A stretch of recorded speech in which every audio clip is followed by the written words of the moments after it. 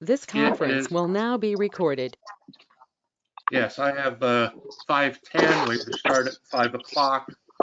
I'm going to go ahead and start the meeting. It appears from a head count, I don't know that we need to do this out loud, but it appears from a head count that we have 5 members here and 1 absent. The 1 absent being Paul Roberts, all others present.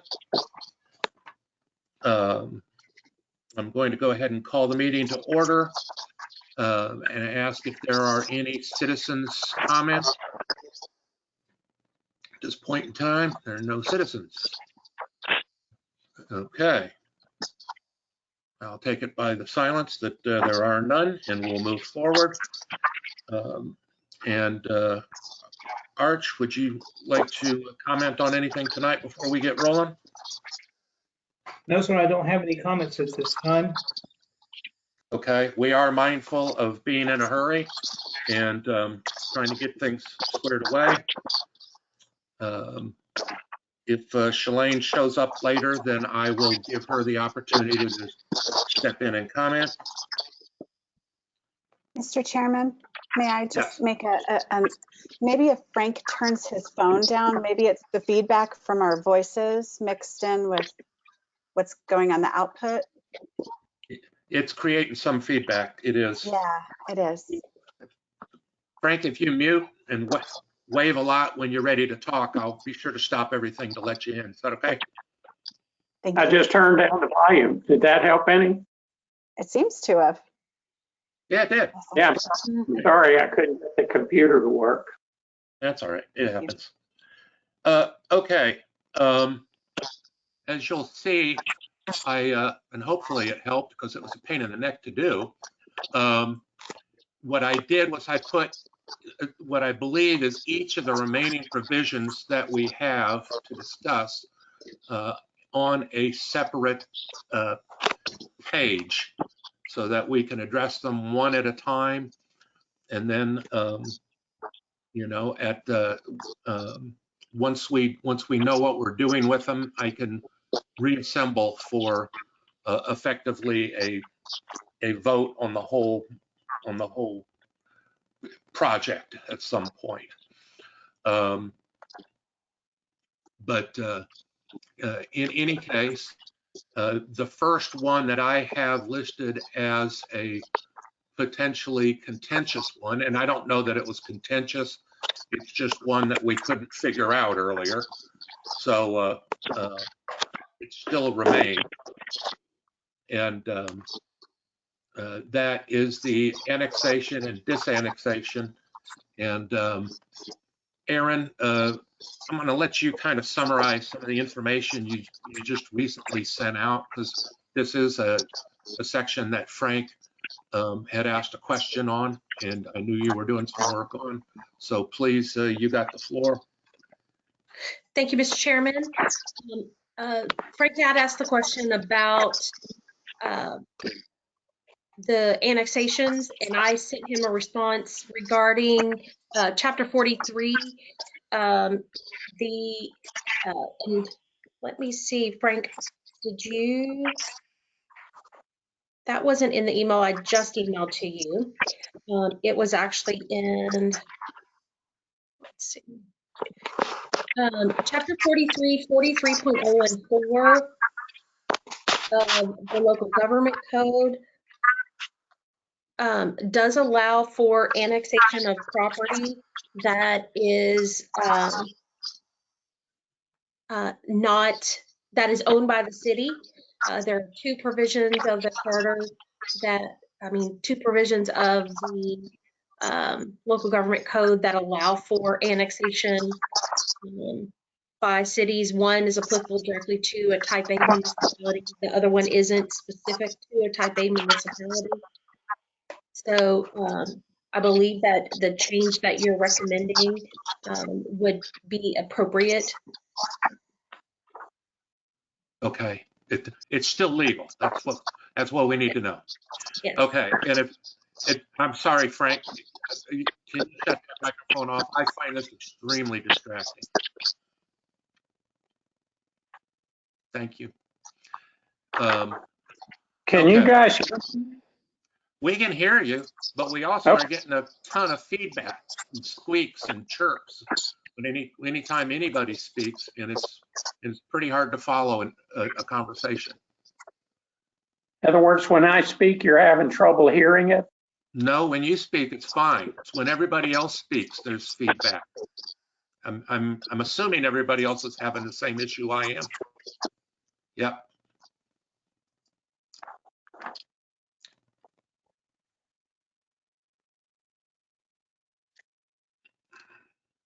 Well, can I try to make sure I understand what Aaron is trying to tell us? Oh, absolutely. Yeah. No, I will turn you back on when you're ready to talk, because that's not a problem. But when you're done talking, please switch it off so that we can all understand it. Okay.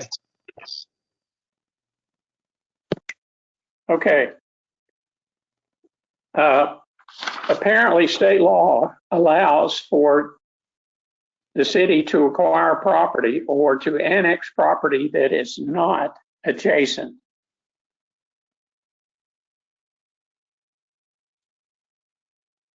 Aaron's nodding. Yes, in very limited circumstances, yes, that is correct. Typically, you have to be contiguous, and there are some limited options for annexing property that is contiguous, that is not contiguous. The question at hand is whether or not, when you look at section 43.014, it also allows for a city to annex property that is not in its ETJ if it owns that property.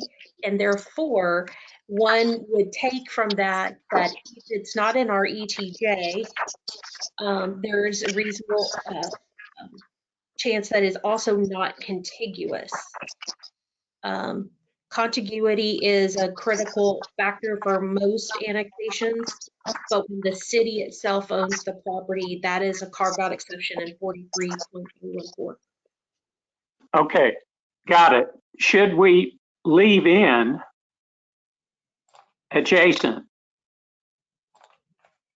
so that the council shall have the power by ordinance to annex adjacent property, comma, any city-owned property, comma, or leave out the comma, or any property adjacent, or excuse me,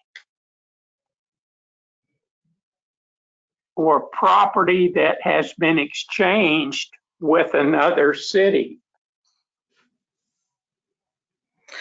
So 3 things that I'm trying to say that the charter might want to say: adjacent, owned, and in an agreement with another city. And I don't see that as the draft language, the 3 together. But that's what you're suggesting would be okay, correct? Yes, Frank, those 3 things. The other unique ability is relates specifically to property that has an agricultural exemption, and you can annex property that is subject to an annexation agreement, and property adjacent to that property. So it may not be adjacent to city property, but it's adjacent to the property that is subject to the agreement. Okay, let me, Ms. Chairman, let me get to my suggestion. So there's 4 situations that we could use to annex. All of them are in accordance with state law. The state law has changed significantly a number of times over at least the last 15 years. If we said something like, and this is essentially what a number of other cities have used, the council have the power by ordinance to annex in accordance with the state law, period. And that would include the 4 circumstances. And if the state decides to take those away from us, we would not have to go back and change the charter, correct? That's a much cleaner way to do it. Okay, thanks. Mhm. Yeah, and one of the things that I was reading, Aaron, if I'm not mistaken, is that it said that you could annex property that was essentially adjacent to a development that was before the city. So the development might not have been annexed yet, but you can start annexing the property that's that's adjacent to that development. Did I misread that? The limitation on that is it's property that is used for agriculture, wildlife. It has to meet one of those exemptions. Okay, But yes, you are correct. But if as long as it meets one of those exemptions. all right. I mean, I think Frank's making a good suggestion. Why worry about trying to itemize what the powers are and just say that we have all powers to annex consistent with state law and leave it at that? I mean, we can. I don't know if there were any objections to leaving something that wide open originally. I mean, do we want to restrict our ability to annex any more than state law does?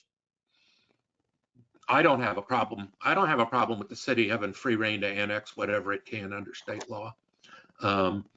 If hopefully they're smart about it. I mean, you know, if we annex something, then there are certain things that the city will have to provide to that property. You know, if I don't have any problem leaving that to council's discretion. It's not something that I have any objection to anyway. Mr. Chairman, given the pretty drastic restriction on and I guess tightening of requirements for annexations by city and the essentially no further annexations without consent of some kind, the state law has tightened the belt, if you will, on a city's ability to perform annexations. So leaving it as broad as state law allows is probably your best bet. I do foresee that there are going to be additional changes to state law. Okay. And so this would keep us from having to come back, especially if the legislative session doesn't coincide with when we're doing our charter review. Right. Okay, so hang on just a second. Let me see if I can get a rewording of this. Let me get a new copy of our master going. So I want to make sure we're all agreed on this. So the annexation by city council, the council shall have the power by ordinance to annex property pursuant to the laws of the state of Texas. Now, what do we want to leave in the information about the alteration, extension of said boundaries, that sort of stuff?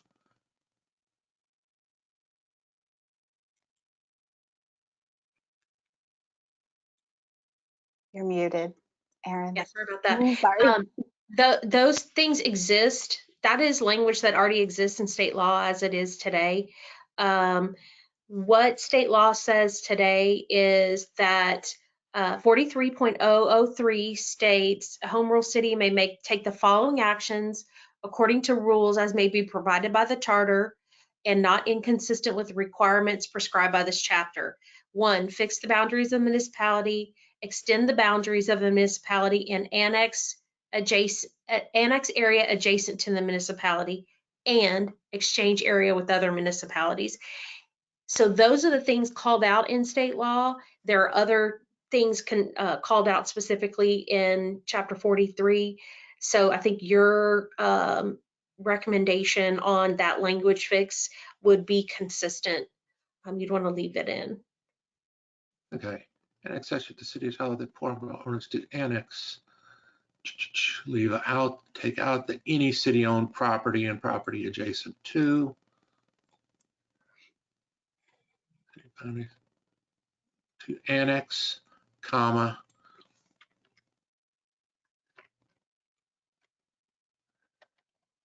to fix the boundaries of the city and to provide for the alteration, extension of said boundaries pursuant to the laws of the state of Texas, now as they may be amended. Does that sound like what we're aiming for? Okay. All right. I can live with that. Frank can live with that. Gage can live with that. Carter, you okay with that? Yep. And Christina? Yep. Okay. All right. I think what I'm going to do is probably take these ones that we come to an agreement on tonight, and I will put them into essentially an amended consensus packet, and then we'll vote on them that way all at once. Does that make sense to everybody? Okay. All right. So that's going to take that'll take some work for me to do that. That's okay. Not a problem. All right. Where the hell are we now? All right. Let's move on to the next one. On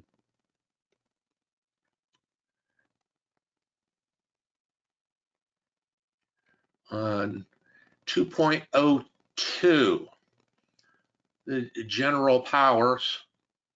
And what I did here was I since we had essentially two suggestions, I just put in 2 paragraphs.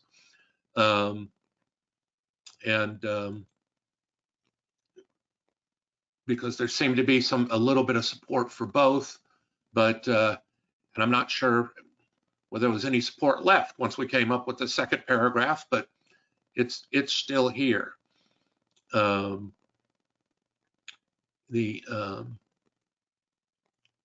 And basically, the old charter had some really bizarre language that said it would be possible to individually and specify a list, but then they didn't do it. So at first we changed that to be impractical to a list, and then there was a suggestion to get rid of all of that and then just say that the city shall have the powers incident to local government and not inconsistent with state law and the city charter. Okay. To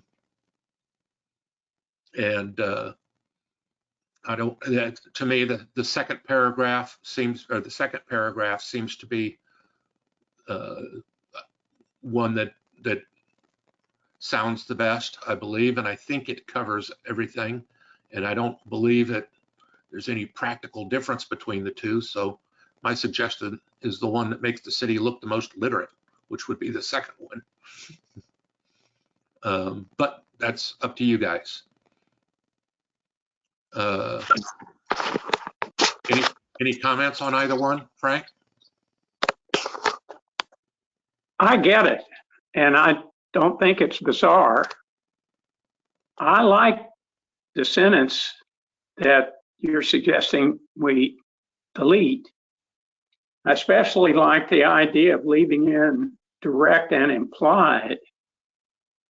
Now, you haven't cut that one out, but the reason they said possible to individually or specifically impractical list, the reason they said that is because there may be a whole bunch of things that could be listed.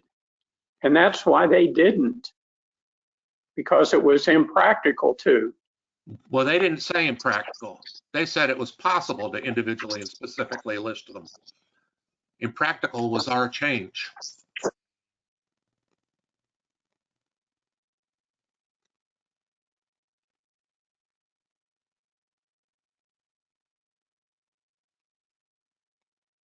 Okay, I'm good. Thanks. Does that make sense? Okay. Yes, So you like paragraph 1 is what you're saying. yes, sir. Well, it's the issues related to 2, but I'm good with 202. Well, they're both 202. Right. I would go with the number 1, 202. The first one? Yes, sir. It's not, but your point's well taken, and I'm going to turn off my mic. Okay, and I'll tell you why I'm not crazy about the word implied, because I don't know what that means, and generally, I mean, I do know what it means, but it sure allows for a ton of wiggle room, and you know, I think that the charter being like essentially the city's constitution, my thought is the city doesn't have any power unless the citizens give it to them. And I don't know that I'd be comfortable giving something powers that are incident to local self-government that are implied. I mean, if they're listed and if they but that's me. I'm a constitutionalist and libertarian, so that's my thoughts on the deal. Is I'm just not big on giving a government any implied power. I like to keep them on the rails. But Aaron? So maybe let me tell you kind of how it's laid out in case law. So case law says generally a home rule municipality may exercise any power not prohibited by the Constitution or the laws of the state of Texas, which is lawfully conferred by its charter. So you do want to lay out those broad powers in your charter. If you want to use the language in your second example, you might add the phrase not prohibited by the Constitution or the laws of the state of Texas. Okay, well that I think that's already down at the bottom. So, you know, do you think the last sentence of the paragraph covers that?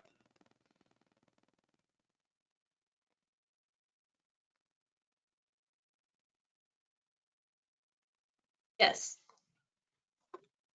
Okay. All right. Anybody else? Gage, Carter, Christina, you have anything on this issue?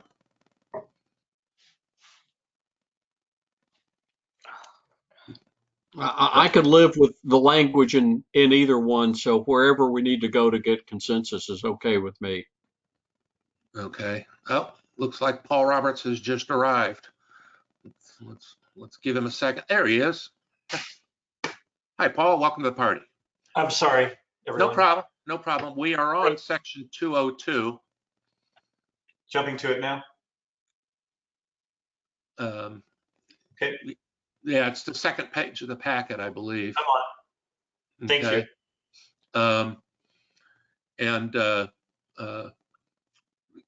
Frank has expressed his support for the first. We had essentially two changed paragraphs that were offered, and really no consensus about either one of them. So that's why I put him in as an either or situation. Frank expressed his support for the first one, basically. And Frank, correct me if I say this wrong, but he wants to give as much power to the city council as possible, and as much latitude for the city council as possible to do anything allowable under the law. And my objection was essentially the word where it says both direct and implied. Being a constitutionalist and a libertarian, I believe that all the government's power comes from the people. And when you say implied, I just think that gives a bit too much wiggle room, and wanted to keep them on the rails. And it's I prefer the second one for that reason, which I think gives as much power, as much. Has anybody else weighed in on this? Nobody else seemed to have an up or a down on that, other than Frank or I. Well, Christine's got her hand up now. Christina? Where is the second paragraph that you guys are speaking of? I only see Is there another Are document? you looking at the packet?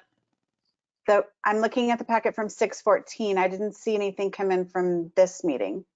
I just Oh. downloaded the packet off the website from the Packet. city website, Kristen, and I see it on there. Yeah. He's Okay, got, let me get the one from the website. Hang on one sec. Okay, let's look. We'll go to Paul while you're working on that. Please, Lydia, please. I'm trying to read through this. I've had some unexpected things happen with two of my children. My wife are working today, and so I'm a little discombobulated. I apologize, everyone. So I would speak rather than, I believe that governments, that indeed they are there to serve the people, and that power is granted to them, and that they derive their powers from what we grant them. To that end, anything which limits their power is something, frankly, I favor. And that gives the individual more wiggle room rather than the government more wiggle room. So with that being said, allow me a moment, please, to read through this Yeah. again. Did you find it, Christina? Okay.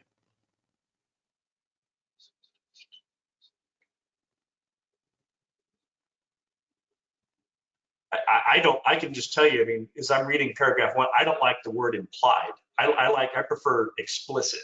What is it explicitly allowed to do? I believe that it's like a pending an agreement between friends who are going to in contract with one another and something. Benjamin Franklin said the best agreements are the ones which are well pinned. And if you don't have explicit authority afforded to a party, then that wiggle room can be exploited. And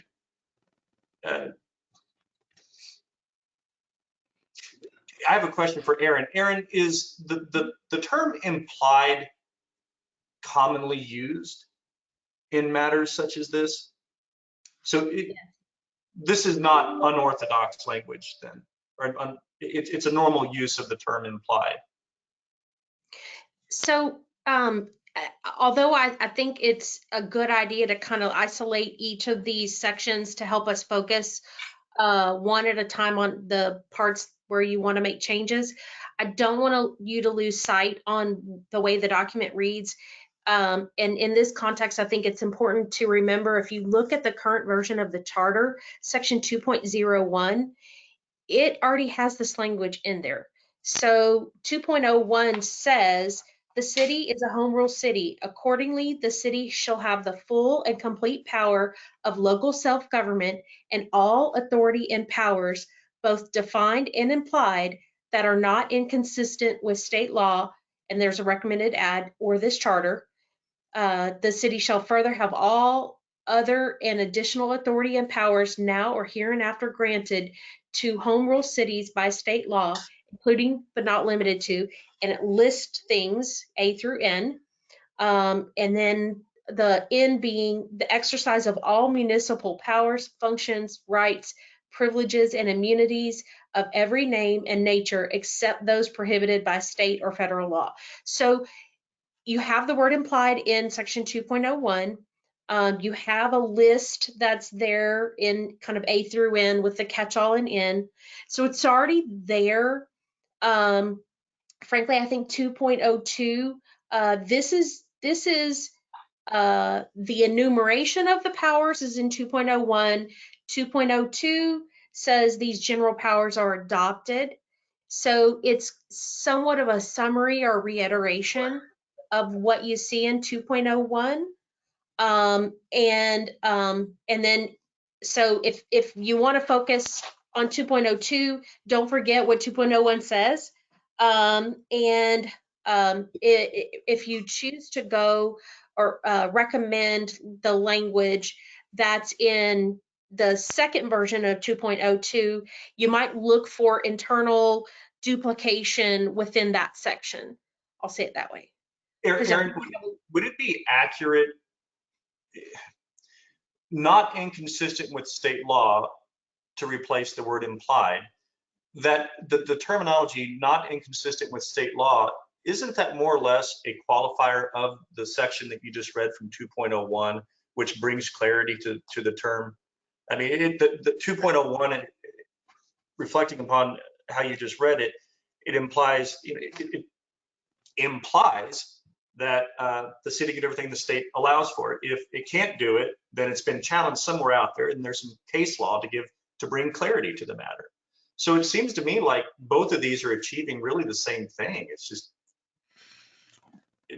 Well, I think we're aiming for the same thing, but I don't know that we need the redundant language to say direct and implied again. And if you look at the last paragraph, it says the purpose of the charter is to enlarge upon the power extended by the general and special laws to cities, and to secure to the city all powers of local government possible to be conferred on the city under Texas Constitution. Which I honestly have no issue with that language. Does that language that Rob is partial to, that he's a proponent of, does it, if we enact that, does that cause any problems for us anywhere else in the charter? No, because you have such a general grant of power in 2.01, either of the versions of 2.02 that you choose to use will still give you, you're going to end up with the same result. So I think the function is to propose something that is consistent with 2.01. It doesn't have to be redundant, and reads well. Am I allowed to ask Aaron I'd like to ask you a very point blank question, Aaron, and if you don't think it's appropriate for you to answer, then please say so. Which of these do you think is most appropriate? So you missed the earlier question. I've answered this question. So I think either of them are usable. Either of them are legally supportable. I think if you're going to do number 2, you want to make sure that it's not redundant within itself in the paragraph, because it's a little, I think there's some language that's a little bit redundant, but either of them are legally sound. You just need to pick which direction you want to go. Well, with that, either of them are going to expand or contract the city's power. So I also tend to defer to less is best. I don't know. That's. I mean, I think basically it's we're not subtracting or adding anything to 2.01. If you think there's some redundancy within the second paragraph, Aaron, let us know what it is. So and we'll take a look at it. But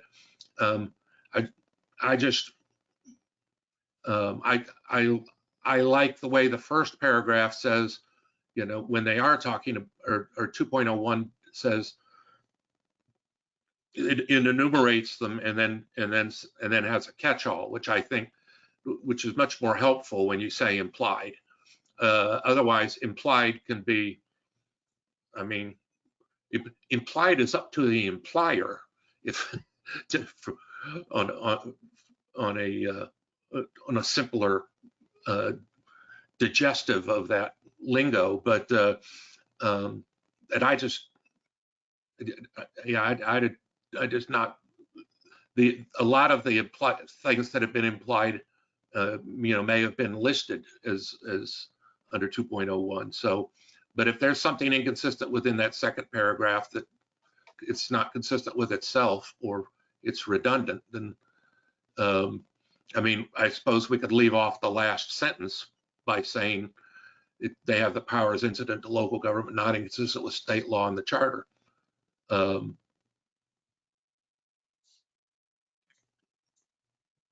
Is that the sentence you felt was redundant to something else? You're muted. So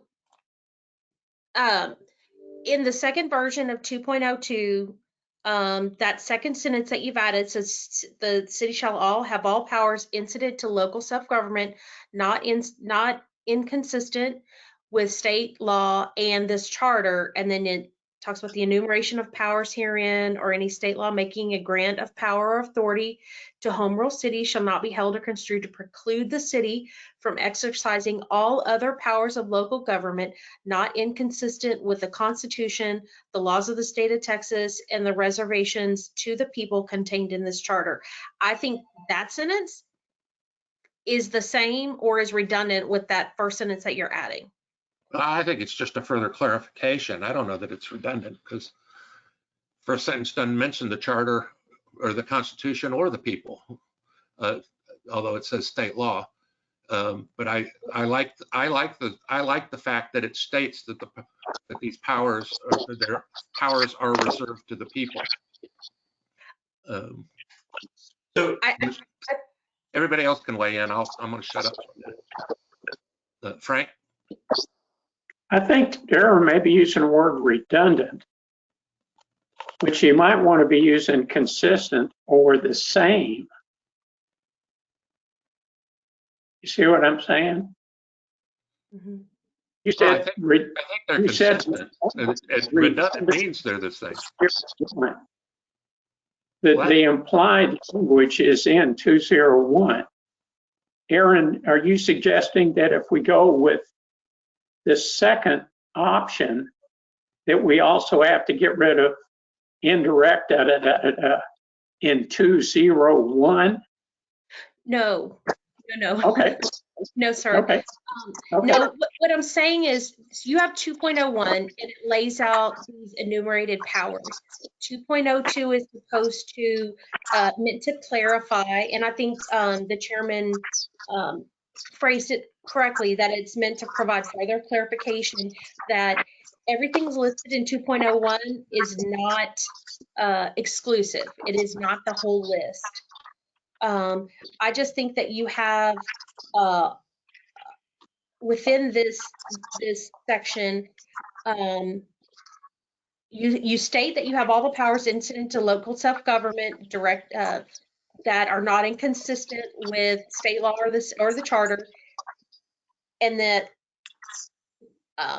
if you think that the version of 2.02 isn't redundant in itself, then that's fine. If you think it's a clarification, Yeah, I just think it's a further clarification. But I get your point. But to me, it's a further clarification. And it states the basic premise, which isn't stated anywhere else in the charter, is that, you know, there are reservations to the people of certain powers. So I like that second sentence that's in there. Mr. Chairman, Yeah. I'd like to make a motion that we approve the second paragraph as proposed. Okay. Frank, thumbs up. Is that a second, Frank? That's a second. Okay. All in favor? All right. All right. Let me draw a line around that one.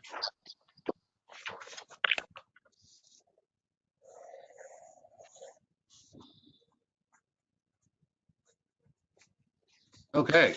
All right, let's move on before we think about it any harder. All right. This next one, we wrestled and wrestled and wrestled. I think everybody kind of thought that second paragraph in 2.03 was just poorly written. And honest to goodness, I've looked at it 100 times and it didn't hit me until about 5 minutes before we got on here tonight as to how to rewrite that so that it makes some sense. But I think I've come up with something if y'all would like to hear it. Should there be a comma before the word "and" in the highlighted paragraph, separating it so that it's not synonymous with one another? Well, and hang on a second, because the second I think I mean you have to comment. I'm sorry. You know what? Let me run something past you, and it may solve all the problems, because I think it says what everybody was trying to say, but that paragraph was badly written, and rather than start over again, I kept trying to reconstruct it, and I think we all did that. But I think what we all agree on is, or might agree on, is, listen to this. The city shall not, comma, however, comma, use the power of eminent domain for acquiring land to use as a city park that is owned by a property owners association that is being used as parkland for its members. That I know we all agreed on what we wanted this thing to say, but we just couldn't get to it. Frank, you like that?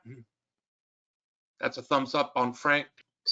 I had a suggestion almost work for yours, like yours, Mr. Chairman.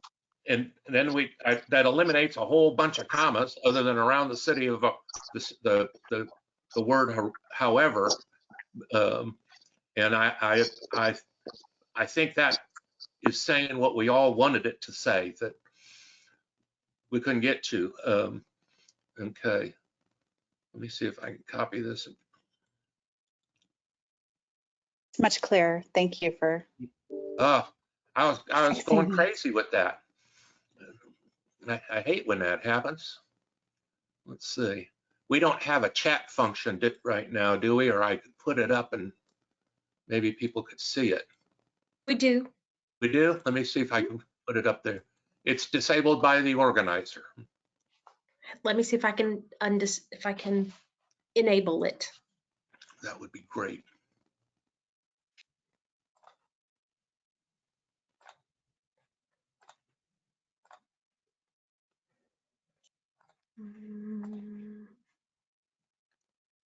It's lit up now. Boink, there it is. All right, enter your message. Paste.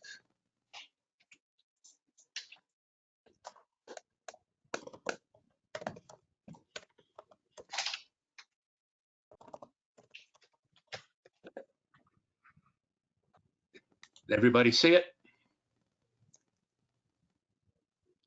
Carter, if you look way up on the right, there's a little thing that looks like a bubble that goes over a comic book character's head.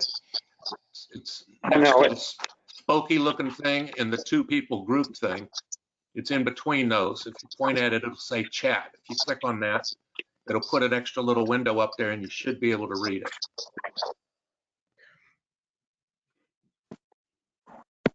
Nope. Nope, you can't see it? Nope. I got the chat function. I got the chat with. Oh, maybe I gotta put it up. Maybe with, but It's in the chat section. I see it. Christina's I got see it. it too. Aaron's got it. Paul's got it. Gage, you got it? Gage has Yep. got it.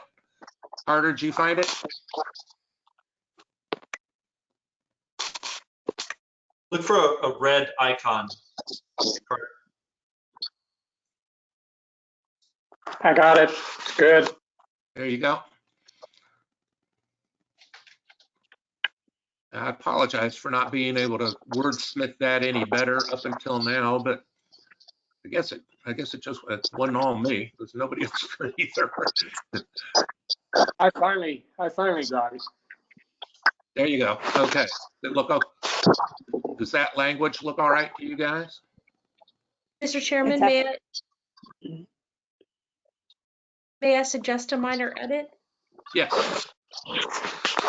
I have no pride of authorship, so. I put it in. Let's see.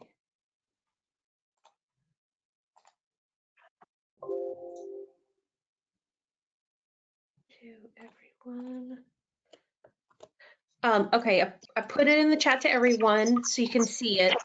Yep. But the change is essentially use the power of eminent domain for acquiring land to use as a city park if that land is owned by a property owners association and is being used as land for its members. Maybe by its members. Okay. If as opposed to that, yeah. It's probably a little clearer. I'm okay with that. Everybody else good with that, with Aaron's Mr. clarification? Chairman, Big improvement on Yes, what it Paul. was. I'd like to Yeah. make a motion to approve Aaron's proposed language. All right, let me I'll copy second. Aaron's and stick it in our I'll deal. second, I'll Chairman. second. All in favor? Aye. Aye. One question. The additional language that's in the draft that we're looking at now that refers to the specific sections of Texas code, are we saying that that's included in the change we're making?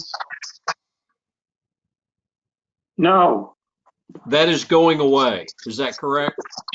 Yeah, that just replaces that whole paragraph. Okay, great. Yeah. The motion is to just approve the paragraph as written and as proposed by Aaron. Yep. Is that it? So Gage, are you in favor? I mean, does he need to give a formal aye? Yes, he did. Okay. Unanimous. Okay. Oh, hell.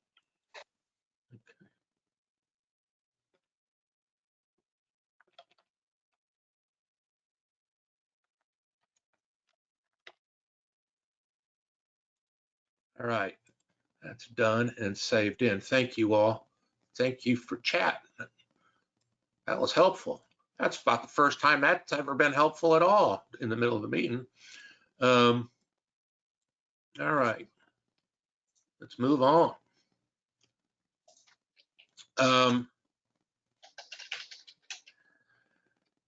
The next I put in there because there was a comment that the rights reserved paragraph should be made more understandable. I believe that was probably me. And I understand that it's that whole law jargon stuff. And so I know that it would be harder to rewrite it longer. So don't even worry about it. I understand it's law Yeah, jargon. it's okay. So Thank you. We'll just leave it the way it is. Okay. Thank you, Christina. Well, that helps move us right along, doesn't it? All right.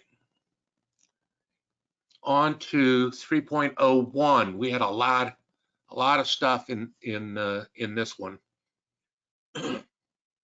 And well, before we get started in this, let me ask, would you, since we started early tonight, would you all like to take a half-hour break for dinner at some point? And if so, do y'all want to start pointing at 6:30? Does that sound good? Or I have a 15 question. minutes?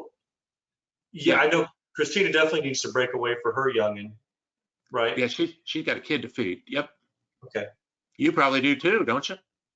Honestly, I like to just rip Band-Aids off really quick. Okay. So sooner we can get this done, the better. Okay. And I actually don't expect we'll get all the way through it tonight. So, you know, that's okay. Because this one may take some time. Okay, there was a couple suggestions in this paragraph. I'll try to summarize them. And that is, number one, do we want to have the mayoral election in years where we're going to have the highest turnout, which are going to be even years? I personally think that's a really good idea. If so, when do we start it? I suggested 2022 because that's the next even year. But You know, my only concern with that, Rob, is the negative impact that could be is that a mayoral candidate could be trying to capitalize on national politics and things of that nature, which could otherwise detract from the things that I'd rather him or her be focused on, and that is the things local to us. Do you think? What are your thoughts on that, and how a national election could interfere with could perhaps coax populist candidates for mayor? well, That would be my only concern with. I see your point, and I just am familiar with the voting patterns here, and it's pretty close to almost twice as many votes in the even years as it is the odd ones, and And I suppose as long as we don't have an R, a D, or an I next to the mayor's name, it really shouldn't matter because they're going to have to. yeah, All right, that's right. well, thanks for entertaining the thought. No, I agree with you. And there's a big argument in terms of do you make it more easy for the masses who aren't necessarily paying attention to, as opposed to getting elected by a Right. Populist, group. we're so fortunate in our town here that, all of us in this meeting right now have very polar opposite politics on national things, some of us at least. And we're blessed that none of that comes into our local politics. And I just dread that ever happening here. Yeah, I'm totally in agreement, Paul. The more we can keep our local elections separated from national politics, I think that's to our benefit. So So in that exchange that Rob and I had, does anybody feel like national politics could taint our elections if we do this? I mean, I don't think so. Even in off years, you could have somebody come out and say, I'm a Bernie Sanders guy, or I'm a Biden guy, or I'm a Trumpian. They can say that any time, but as you say, they're nonpartisan elections. There's no Republican, Democrat, and Independent next to the I name. think that is to your point. I think that's where the turnout becomes relevant, is because when you have, it's that extra fold or that 2x multiplier, the extra when the 2,000 more people that show up, they're probably not listening and they're just looking Democrat, Republican when they go into the voters booth. So I don't know. I just scares me. Perhaps it's unwarranted. Yeah, a straight people that vote straight ballot, it won't affect it. People that say I'm going to vote for every Republican, and it's not going to affect them, or every Democrat's not going to affect. For local candidates, they still got to look. My concern is we're getting to be a town of close to 10,000 people. It'd be nice to have a mayor that wasn't elected by in an off year by 600 of those 10,000 or something. That's my thought. So what do y'all think? Is there a motion to change the mayoral election to even years? I have a question. So Yes. how would we transition this? So we would have, so would they be an extra year to this one this year, and then we're going to do it? How is the transition from 2 to 3, or sorry? No, there's already an election on for the mayor this year. So basically it would, Aaron that's up, and this isn't even going to be voted on till the election day. So we may have to push that 2022 back. I don't know. From a legal standpoint, Aaron, if we decide to change it to even years, what do we need to do? So you can't shorten the term of someone Right. who of their election. So the next mayor is going to be elected in 21 for the term. So it'd have to be changed out, and you would essentially extend the term of whoever gets elected in November. To 3 years instead of 2. Yeah. Okay. But so you'd have to provide for that in the transition plan. Yeah. Okay. Chairman, I totally understand the importance of having the large numbers come up, especially for a mayoral race. Again, just like Mr. Roberts said, nobody's putting an R or a D or an I or anything like that after their names.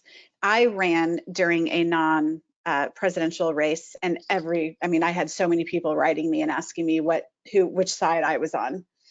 So it's definitely happening, whether it is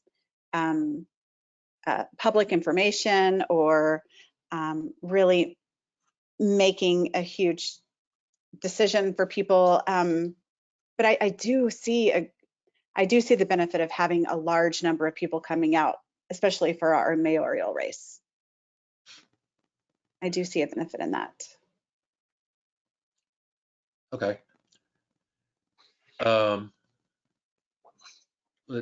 Let's leave that for the moment, because there's a potential of another change in this paragraph, and that is down here. Do we want geographical places rather than at-large places? Oh, boy. That's interesting. Not at all. I don't either. I think at large is just perfect how it is. We're tiny. For now, I agree. For now, Okay. All right. it So could that, be busy in years to come, but not yet. yeah, no, I get it. So do we need to vote on the mayor? Well, let's hang on, because there was one other one in this paragraph too. And that is, and we may have had consensus on this, but since we didn't have consensus on anything else, I didn't put it on the consensus grouping, and that is term limits. And, you know, I hate to take any power away from the electorate. You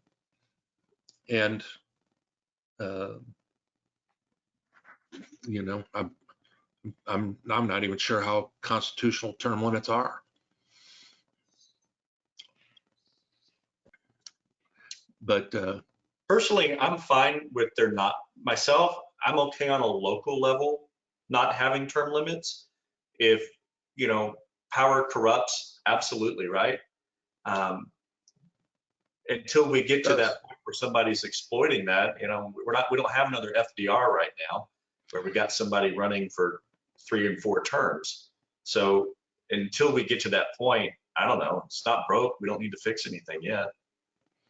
I mean, we do have a mayor running for his, 3rd or 4th term? I think it's his 3rd term. Somebody could run against him. Absolutely. Absolutely. I don't know. I mean, I get it. I mean, like boy, on a national level, you couldn't talk me into not having term limits. I just, on a local level though, I feel like there's, you know, the longer you do something, the better you become at it. And in 4 years, Well, you would sometimes think. especially when it comes to development and things and projects and stuff, these things can take many, many cycles. And I think that there's something to be gained by having an individual who's volunteering their time. You know, no one in our city council's trying to go off and run for state house or state senate. They're not using it as a stepping stone to something else. So I don't feel like we're really, what are we guarding against if we put a term limit? What are we guarding against? That may or may not be true, as far as the stepping stone stuff goes. But in any case, I just don't like to take power away from the electorate, and I think it's a self-correcting thing for the most part. So I think at the end of the day, that's the philosophically speaking, I think that's the selling point for me, Rob. I'm a huge believer in term limits, but it really sounds like with this group, that's not a direction we want to go. I think we can probably wash this one out pretty quick with a vote. I think so too. And in fact, if the motion wants to wash it out, you know, we can take care of all of that, and depending on what the motion is, if somebody wants a change and they want to make a motion that we elect mayors in even years, then I'm open to it. Or we can leave the whole dang thing the same. It's up to you guys. I don't think we should tie any of these together. So Okay. All right, let's go through them one by one then. Um, do we have a motion to add term limits to the charter? Keep in mind that if there's no motion, it'll fail. I take it by your silence that there is no motion for term limits. Is there a motion for adding geographical places rather than at-large places?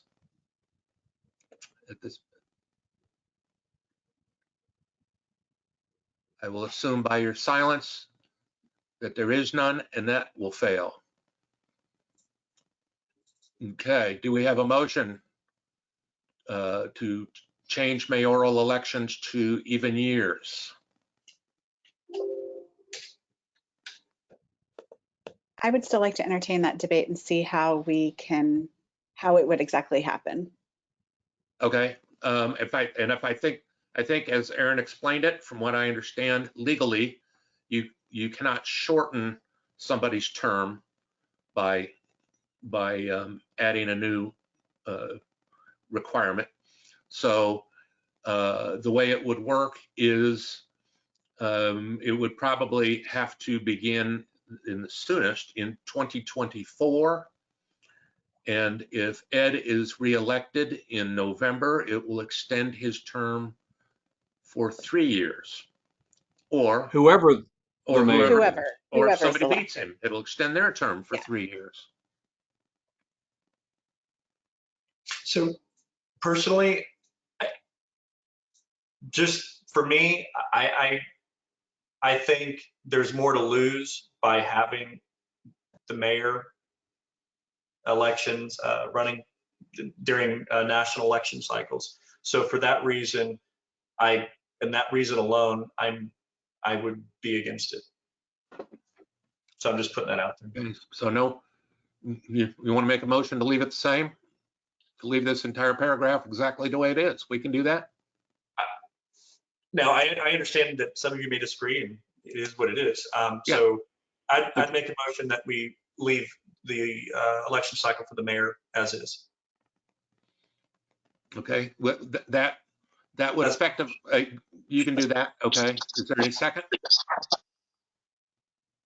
Gage is second. All in favor? 1, 2, 3, 4. Okay, 5. All right. I'm also in favor. That's fine.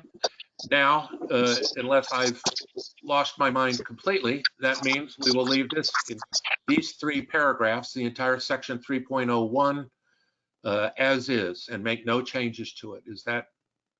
That's correct. That's correct. Okay, Christina, One would you like to thing make that motion? Yes, but also one more thing. I'm still seeing Mayor Pro Turn, TERN, All right. instead of TEM. It's the R and the N together look very similar to an Your N. eyes are better than mine. I just can't. There it is. I see it. But all Okay. the rest of it, sure, I'll make a motion to keep all of this section 3.01 as is. No geographical changes, no even year changes, no nothing.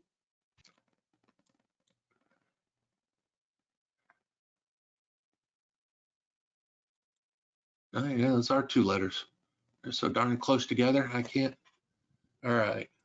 Let me make a comment to fix that. No, they're not. They're not too close together. It does say turn. It does. It does. But I mean, for me to see it, I got to try to put my cursor in between it. If I can do it, those are 2 letters. If I can't, it's 1 as far as I can tell. All right.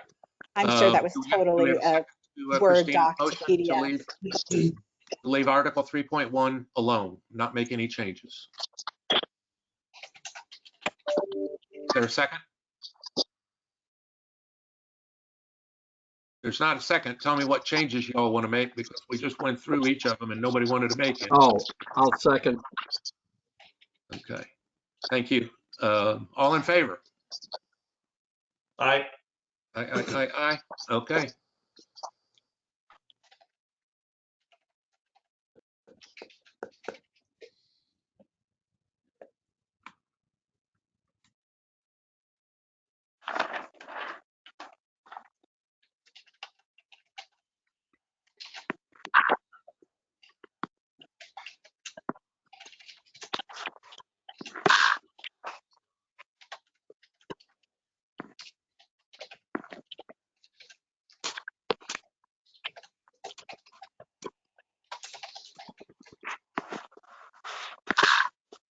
Okay.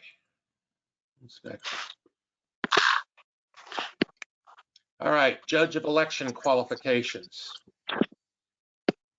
And this one I think we kind of went a little off track during our discussion, because when I go back and I look at this, to me, all this paragraph is saying is that the city secretary will be the one to review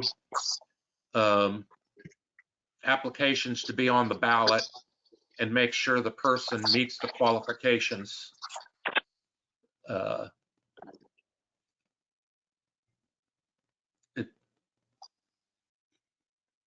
if I'm mistaken and somebody thinks there's more to it than that, let me know.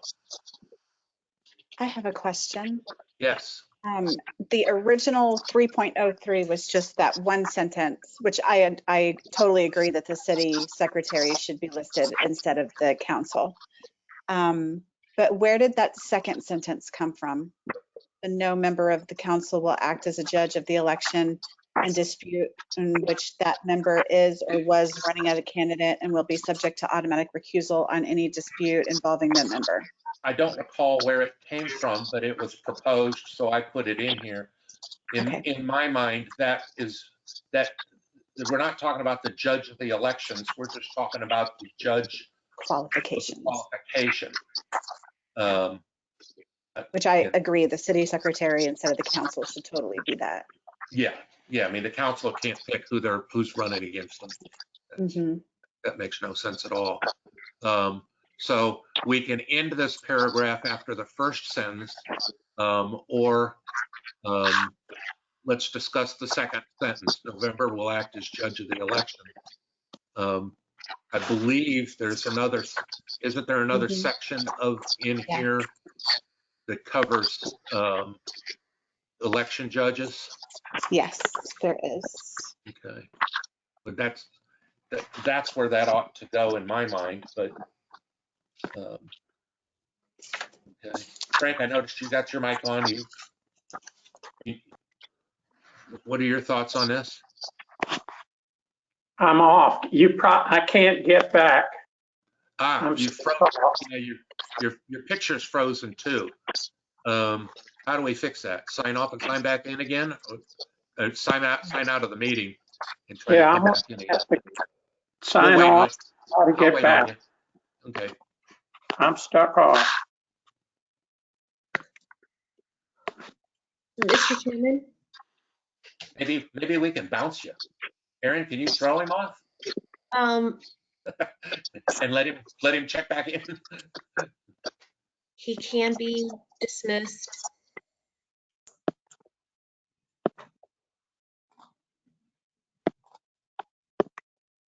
I don't think Dave set me up as a organizer for this one. Mr. Chairman, this suggestion, Christina's suggestion, is consistent with state law and the procedures that are laid out in the election code with regard to the city secretary section. And this is laid out in the email that I sent to y'all. Yeah, no, I some questions about. I think the first paragraph or the first sentence was a slam dunk. Yes, Frank? I can see your fingers. So I know you're working again. Well, in any case, you can't hear me. I can hear you. Okay. In my review of a bunch of other cities' charters, none of them have any person other than the city council. But apparently Aaron has found some cities that do designate the city secretary to determine qualifications. Is that correct, Aaron? Yes, sir, that's correct. It's a practical matter. Typically, the eligibility and the review of applications for a place on the ballot is done as an administrative matter, performed by the city secretary. The process usually includes her analysis, and then that gets passed off to the city attorney for concurrence or further discussion. Interestingly, we had, so there is a difference between looking at the application to determine whether the application contains a defect, because that's typically what the election code requires the city secretary to do, is look for the defect, and for review to determine through eligibility and disqualification if the Charter Review Committee wanted to have the council as the judge of election qualifications. What would be done is the administrative process, and then the city secretary would pass that to the council for their determination. They have to call a special meeting and have that officially determined. Therein does provide some opportunity for conflict of interest, because you have those members who are running again on the council, voting regarding eligibility requirements of those people who could potentially be running against them. I think that is the kind of impetus for this additional language. But I will tell you, as a practical matter, it is typically done by, the act is typically done by the city secretary in accordance with section 146, I believe, of the election code.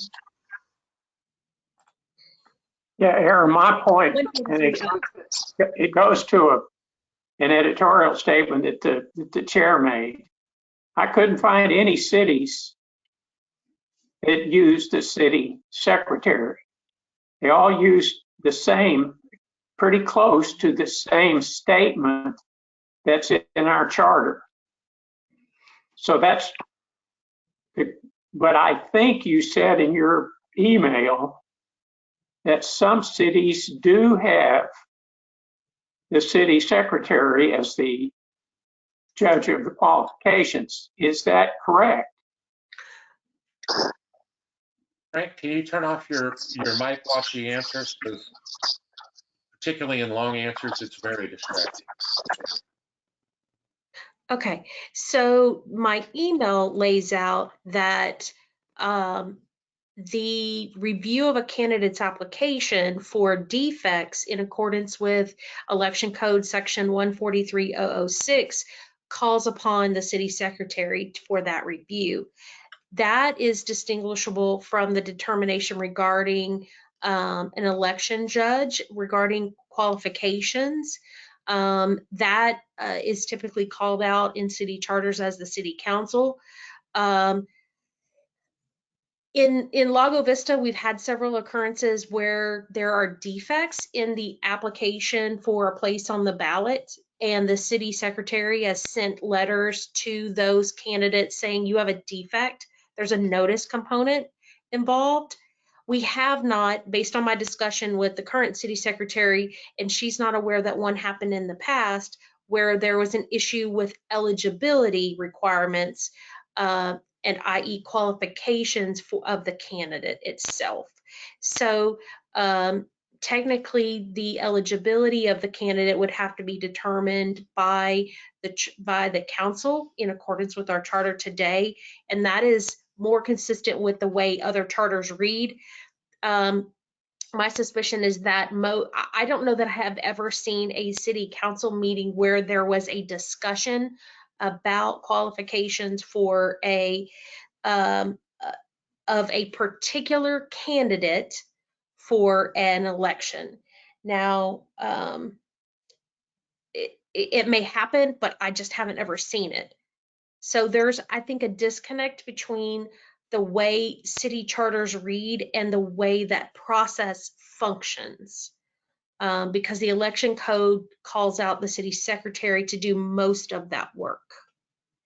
Aaron, perhaps what we got here that's not correct is calling the city secretary the judge of election qualifications. Perhaps it should just say, the title of this section should maybe be determination of election qualifications, and then say the city secretary shall review all election or all ballot applications to ensure that all candidates have met the qualifications for the office that they seek, or something to that effect. Would that make more sense? It would be more consistent with how the process functions. Yeah. I mean, I think I think we're having an issue here because we're calling the city secretary a judge, which she isn't. But if we do call her a judge, then it's up for her. It's essentially up to her to determine it. So, okay, Frank, go ahead. Well, Mr. Chairman, I think that I like the language that the charter uses now with no change for a number of reasons that I could go into, but I won't unless you want me to.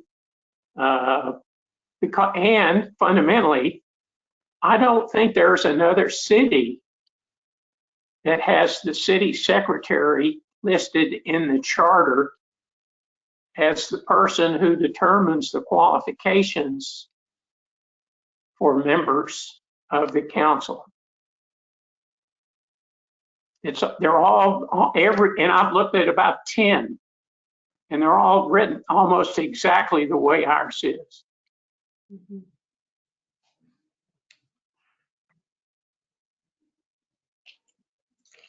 The other thing to consider is that this applies not just to the council members, but to all of those officers and officials that are appointed by the council. And so you certainly don't want the city secretary looking at who qualifies to be an appointed official for the city. That's your boards, committees, commissions, your city attorney, your judge, that kind of thing. You want your council making those decisions. And I think it's weird that the candidates are also in here with that other stuff, but I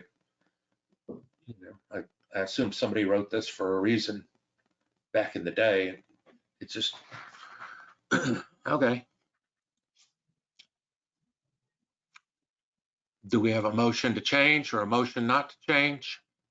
I'm open to taking motions at this time.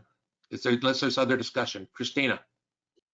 So maybe we should have this in different things, because right now this says election and we're not necessarily electing. We are electing, but we're not having an actual election for boards and commissions and all of that.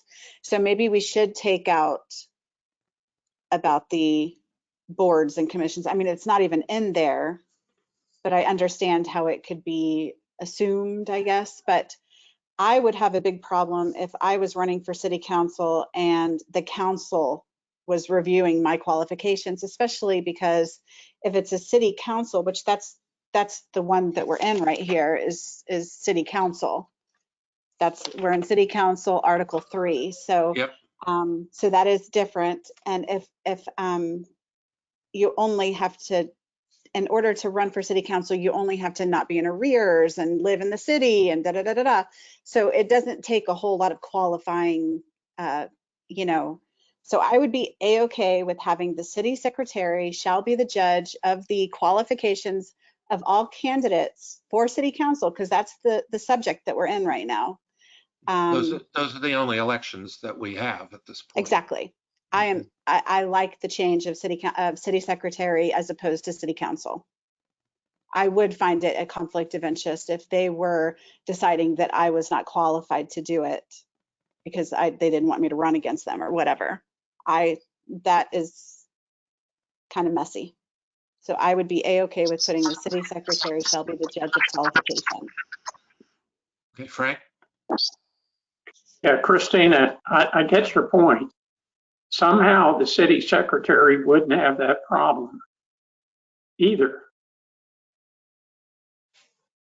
And so I guess I have a little more trust in how a group of 7 folks would act, as most cities use, as opposed to the one person who reports to the city manager and not the people. But these are very vague qualifications. I mean, as long as you live in the city, as long as you don't owe any money to the city, as long as you're 21 or I can't remember. I mean, it's not a Actually, whole lot of qualifications. they're No. not vague, they're very specific, and they're easy to determine. Exactly. It's basically a checklist, but It is a checklist. it's totally a checklist. But So I'd be okay with the city secretary, who I know checked mine, and they even said that I have a conflict of interest, but I'd be a-okay with the city secretary doing that as opposed to the city council. But I do understand where you're coming from too, Frank, with having it, answer to the city manager. So it's all kind of convoluted. So I understand. We're there. We're there. Okay, so do I have a motion? Or do we want to move on and come back to it? Mr. Chairman, I move that we not make the change at this time. Make no changes to this paragraph from the charter as it is written now, correct? Yeah. Put a star and come back to it. Depends on the vote. Depends on the vote. Yeah. Because Before I we, find it a problem that the council reviewing the qualifications for a person that might be running against them. That's that's the piece I want to make sure that doesn't get lost in the shuffle, exactly. is the language at the end regarding the automatic recusal of anybody in approving the qualifications of someone they may be running against. Yeah, that second sentence comes back to life if it's not the city secretary, that's for sure. Yeah. So I'm okay with leaving it at with the council's authority as long as we've got the recusal language in. Okay, then that second sentence actually needs some work because it says judge of the election. It shouldn't say that. It should say no member will act, will participate in any vote, discussion, whatever, or in which or perhaps any council member is subject to an automatic refusal of any dispute involving hell. I just got to rewrite that second sentence, but I know what to mean. Okay. All right, Aaron? Mr. Chairman, I think that if you're going to rewrite that sentence, you might want to take into consideration recusal for only the position, for only those candidates that run against them. Otherwise, you end up with an issue where you're not going to have a quorum available to to make that decision to vote. Yeah, no, I understand that. It's just on an individual, each one an individual basis. Okay.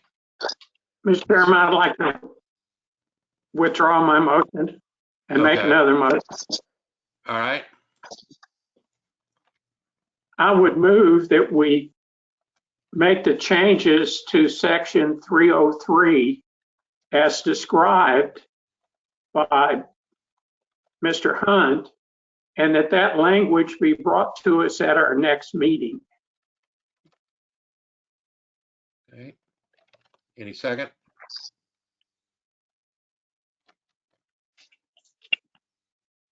I'll do the second to revisit for sure. Sorry, I had my picture off because I was trying to type that second sentence. Okay, we have a second. All in favor? Aye. Aye, unanimous. Okay.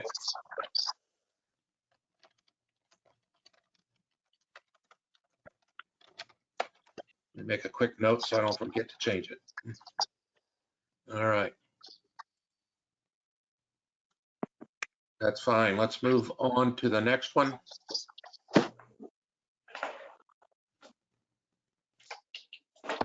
And that is compensation. And pardon my comment, but it was one that I typed as we were having the meeting, and I said the committee is still reviewing the lingo. But it has to do with whether or not the council and the mayor is going to pay itself. It says, in the event council does determine a compensation package for council members, said compensation package shall not be effective until after the second election for new council members is after its enactment. And I'm not sure what the objection to that language was or why we needed to review it. Aaron? No objection, Mr. Chairman. Just one point to be mindful of. No person who currently holds who is currently employed by a state agency would be eligible to run for city office because they cannot have two offices of emolument. And so it would preclude one of our existing council members from serving. So just be aware that that is that will be an impact. And if that change is made. So if they wanted Shalane off, they just vote to pay her $1. Well, at the end of the day, I don't think we have room in our budget to pay. I can't hear you. Frank, please turn off for a second. I'll come back to you. Go ahead, Paul. Very briefly, we don't have the money in our budget to be able to afford to pay people right now who are currently volunteering for the city, in my opinion. And until we get into a better fiscal position and we have more revenue and, we're just not there yet. So that's that, in my opinion. Well, that's a fact on the ground situation. That doesn't mean council may disagree with you and vote themselves some pay in the next, I mean, maybe politically crazy to do so, but it's sitting out there. But if the charter precludes that, how could they vote themselves compensation? Oh, okay. You want to get rid of the ability to them to get Well, rid of isn't that what the first sentence says?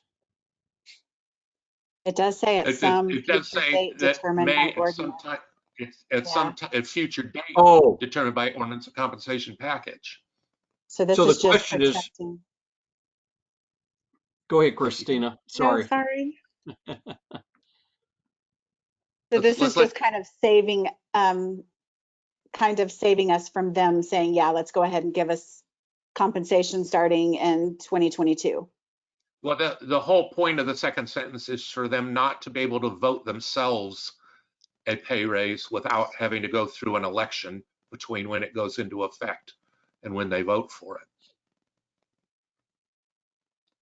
Okay. I mean, I think we modify this language. I mean, we gut this language. Well, the problem that Aaron brought up is already there. I mean, they could do that right now. Well, we can I think Frank. Okay, Frank, go ahead. Let's hear what you got to say. Hopefully it's good. I do too. Pearls of wisdom. I think the charter ought to describe whether council members should be compensated or not. And there is a glitch or leave out, if you will, because the charter doesn't describe what is being done now, which is council members are reimbursed for expenses incurred in the performance of their official council duties, for instance, training. And so I would propose the language that Cedar Park used for two reasons.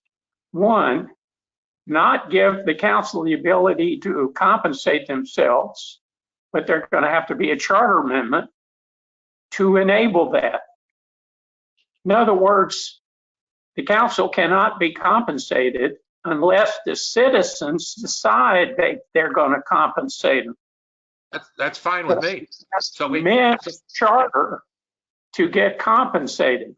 And secondly, I do think council members should be reimbursed for expenses in the performance of their duties. So here's what, So Frank, the last sentence of the paragraph says they should be entitled to reimbursement for reasonable expenses. That's already in there. and I'm okay with that. Okay. But here, I'm okay with that. And so the reading from Cedar Park is the same thing, except it's shorter. Council members shall serve without compensation, period. However, it shall be entitled to expenses incurred in performance of their official council duties upon approval by the council, which means it's got to be in the budget. Yeah, it already says official duties is approved by council. I think what you're saying is we can put a period after without pay at the very beginning. Look in your chat window. Yeah, yep, yes, yes, yes. I'm looking in my chat window. I don't have anything. Me either. Oh, there Oh, it is. here it comes. Okay, Oh, there. scroll down, scroll down. There it goes. Shall serve without pay or That compensation. works. The mayor shall be entitled to reimbursement for reasonable expenses incurred in the performance of their official duty. Yeah, that's fine. Chairman, I'd like to make a motion Let's hear it. that we change the language to reflect what I just entered into the chat. Thank you. Any seconds? Second by Gage. All in favor? I, Aye. Aye. Okay, that was easy. it's 6:42. I think we were going to break at 6:30 for Christina's. Oh, okay. Yeah. Is that okay? I'm sorry. I mean, I can do Yeah. 15 minutes. Oh, We all okay. just come back on at like 7. Yeah, wait. 15 minutes is fine. We'll just take a 15-minute recess. And Perfect. everybody come back at 7. That'll work. Will there be any hold Thanks, music everybody. or anything? You want me to sing? I'll be back. Bye.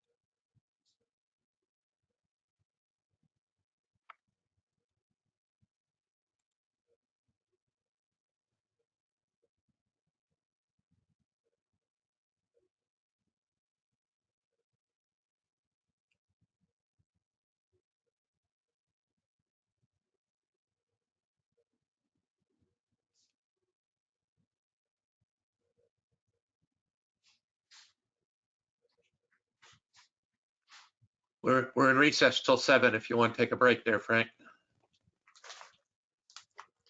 I'm gonna check out for a minute.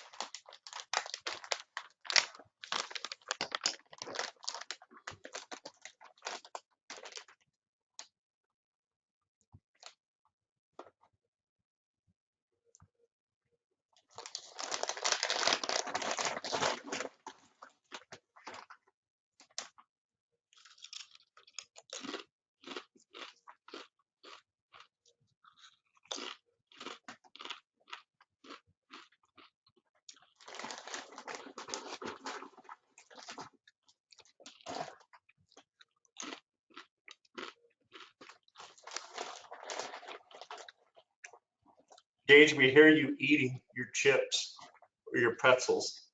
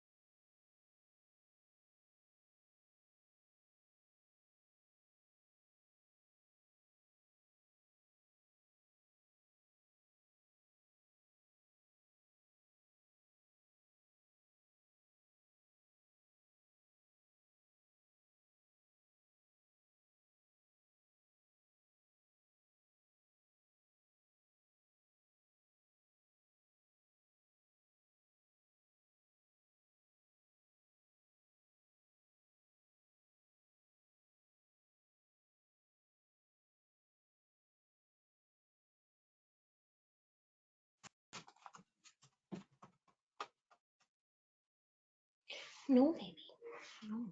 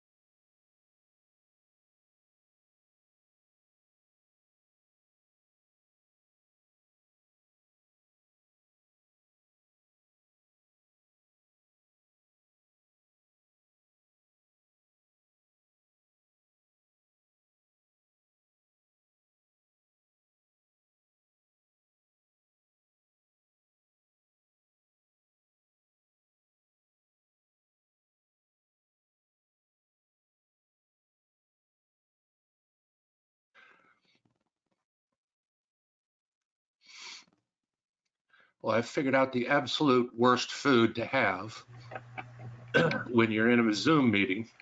My wife just brought me a pulled pork sandwich, so hence the napkin, and I promise to turn off my picture when I take a chomp. But That's funny.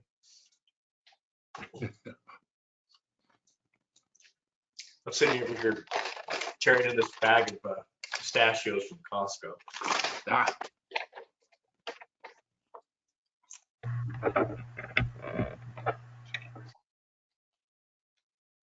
Rob, can you hear me? Much better than earlier. No, no. yeah, much better. Well, I've got a whole bunch of new technology I'm trying out. There you go.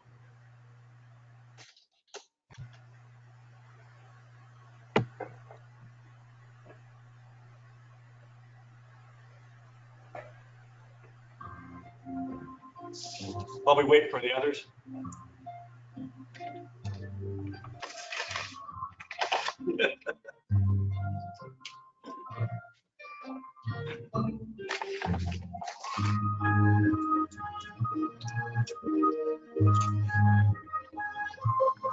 I remember to turn off the microphone when I take a chomp too.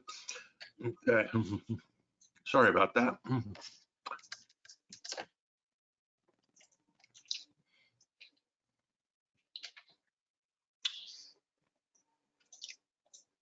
So one of the ways I train my children who've grown up with me working from home their entire lives, whenever they would come into my office, I have a link saved and I just type in alarm.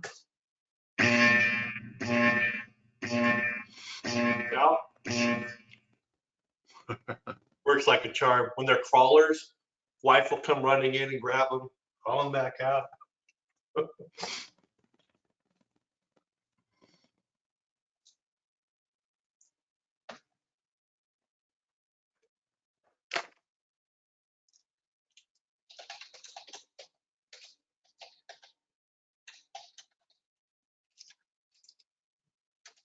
And when they give the wrong answer, try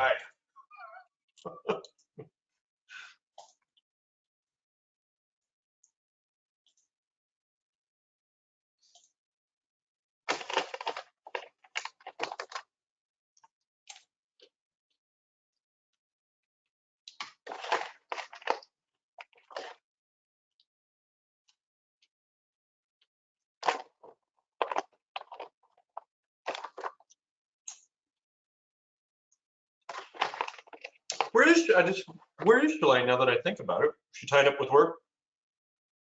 I don't know. I think she said she was going to be out of town this weekend. But I don't know.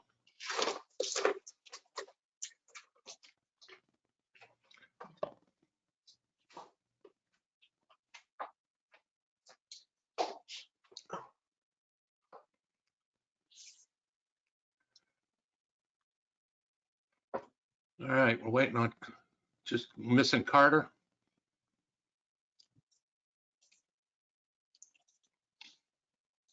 I'm back. I just don't have my camera on.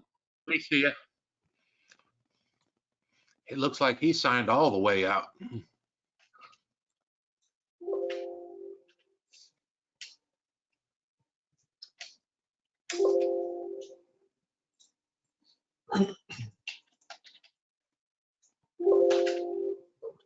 I'm so busy.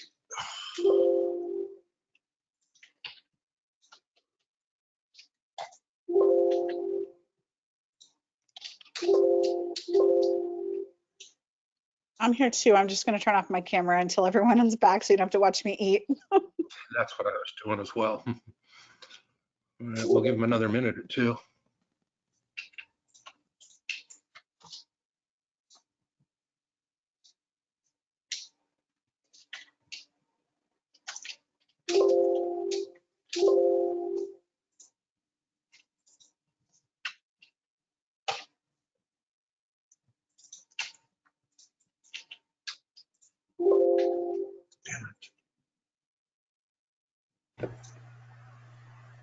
Arch, don't feel bad about making an 8.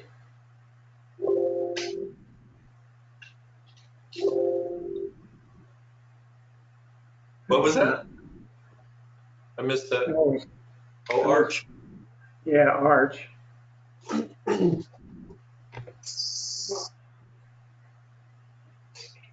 Had to do with Shambo making an 8. Yeah, I in know the nothing. Speaking of golf, related, sort of. You remember our friend Joel Scott? Yeah. Got a survey going on out here right now. Oh, wow. All right, I don't know whether we lost Carter or not, but let's move on. We still got a quorum, right? 1, 2, 3, 4, 5, yes. Okay, the next section is 3.06. Actually, Mr. Chairman, I think it's just 4 of us right now. No, 5. I'm sorry, you're right. Yeah. There's 5 of us. Yeah, I'm not sure Gage is back. Yeah, he's back. He just got his screen off. He's stuffing food in. I am. I've just got the dinner plate in front of me. So All right. Well, the pulled pork is gone, so I can get into it now. Okay. The mayor, the section that looked like we had a change is we go down it, there's an enumerated list A through J. On F, what we decided to do, if I'm not mistaken, is to extend that same courtesy in F to the councilman as well, so that anybody on the council can discuss things with the city manager. And I Agreed. think Yeah, so we will extend that, and that will be extended later in their section.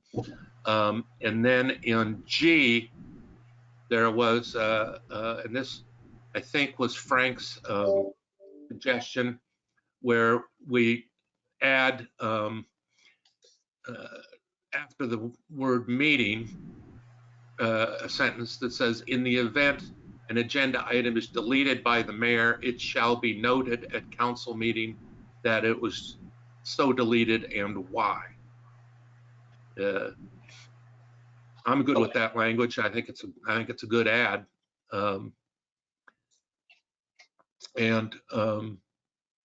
The only other, and it really wasn't a change, is we got down to when we look at declared emergency. There was a suggestion that be added, that be added to the defined terms, which doesn't affect this paragraph, but we don't, in fact, we don't even need to talk about it now. We can talk about that when we get to a potential new paragraph of defined terms. Frank. Yeah, Mr. Chairman and Aaron and the other members, my issue has to do with, and I would not allow the mayor to delete an agenda item, period. But I'm okay with adding this if the rest of the committee members are okay with it. The technical issue has to do with if the agenda is not published, can the mayor remove an item from the agenda that may or may not have been discussed between he and the city manager? In other words, nobody knows that it's on the agenda yet because it hasn't been published. Right. He can do that, correct? Well, sure. Okay. I mean, yeah, I mean, All right. until the So agenda effectively belongs. this has to do with an agenda, and I'm not sure we need to wordsmith this to make sure, but this has to do with an agenda that has been published and for which folks are going to meeting about, et cetera, correct? Yeah, I mean, as best I can tell, until it's published, effectively, the agenda belongs to the mayor. Yeah, I understand that, Mr. Chairman, I agree with that. That he gets to put stuff or not have stuff on an agenda. My issue has to do with after it's published or posted. Mhm. That's my problem. I don't think the mayor should be able to pull that off a published item. Now, Well, okay. and this is, correct me if I'm wrong, Aaron, but this might be a self-correcting problem, because if it's published and it's within the 72 hours, then, I mean, no changes will be made to it, because if they put it up, if they repost it, effectively that'd start the 72-hour clock over again, wouldn't it, Aaron? So there's a distinction between, you cannot add something to an agenda within that 72 hours, but there's nothing that says that you can't remove things. And I think the practice has been, and the issue that has come up, is that the mayor has made the decision to remove things from the posted agenda, either during the process or verbally from the dais. And that, I think, is the cause of concern. So it's not a Open Meetings Act issue per se. It's really a process driven issue. Okay. Yeah, and that's the point. And Mr. Chairman, may I? Sure. That's my point. The charter doesn't make it the kind of distinctions that we're discussing. My problem is after the agenda is posted and people are, and it's 72 hours. There's a 72-hour period in there. Now, I'm sure I described that in the charter. But whatever meeting people are coming or for which is the final agenda item, final for the council meeting, and the mayor can't delete that. I'm okay, like any other chair. Yeah. Before the meeting, before you have the meeting, it says agenda. I'm good with that. Right. But not after it's been published or posted. So once it's been Or posted, 72 hours, yeah, or I it's see the what one that folks are coming to the meeting about. right. So once it's posted, somebody goes out and organizes and gets 150 people to go to the meeting. You want to have the meeting that they showed up for. I get it. I get it. So basically, I think what you're saying is once an agenda is posted, perhaps something like this: once an agenda is posted, no changes can be made to it until the meeting. And then if you get to the meeting, he might be able to he gets to control the meeting too. So Yeah, no, changes but that's a council call. That's a council call with everybody watching right, exactly. to table or postpone. But that's a council call with everybody watching. Yeah, I like that. I mean, I like that. It's not what we got written here, but I like it. Mr. Chairman, what about, I want to make sure that there's no conflicts here. One of our ordinances allows for, if two members of the council want something added to the agenda, it can be added to the agenda. Do they also have the ability to, I don't think this is correct, but to confirm, two members of the council do not have the ability to have something removed from the agenda, do they? No. No. Okay, just wanted to be sure. All right. Okay. Do you have any language you'd like to proffer on that, Frank? Or No, sir, but I've got a motion, depending on how the vote goes.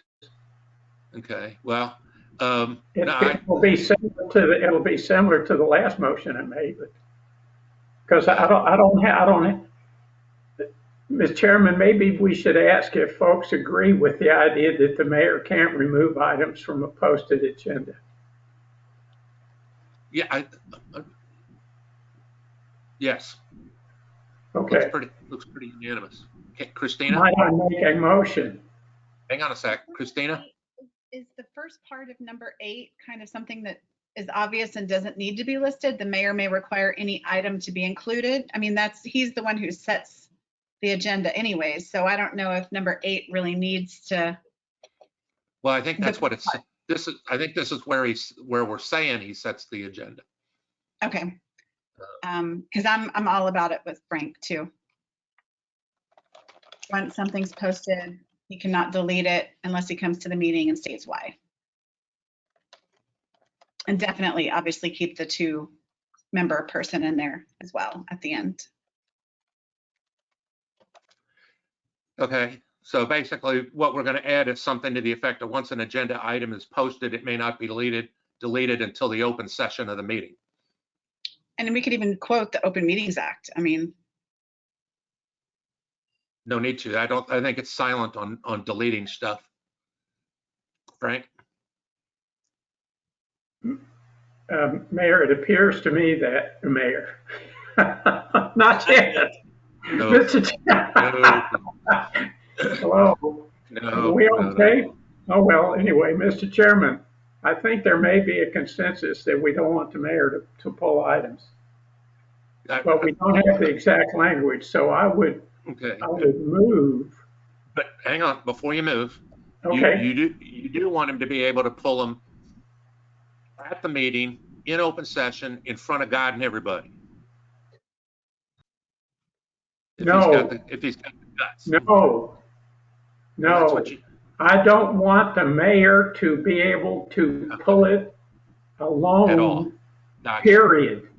Now, the council can vote to not act on something a number of different ways, and that's okay. I just don't want items removed from the agenda by one person or the mayor specifically. So Got a it. little more discussion on that. Now, let me just say, the mayor and the manager, if they see stuff happening, for instance, and I'll not go into that, and they don't want to put something on the agenda, or the mayor doesn't want to put something on the agenda, he's got it. That's his call. But not after it's posted and people think that it's going to be on the council's item for discussion and consideration. And the motion I would make is to do that, but to look at the language at the next meeting. Okay. All right.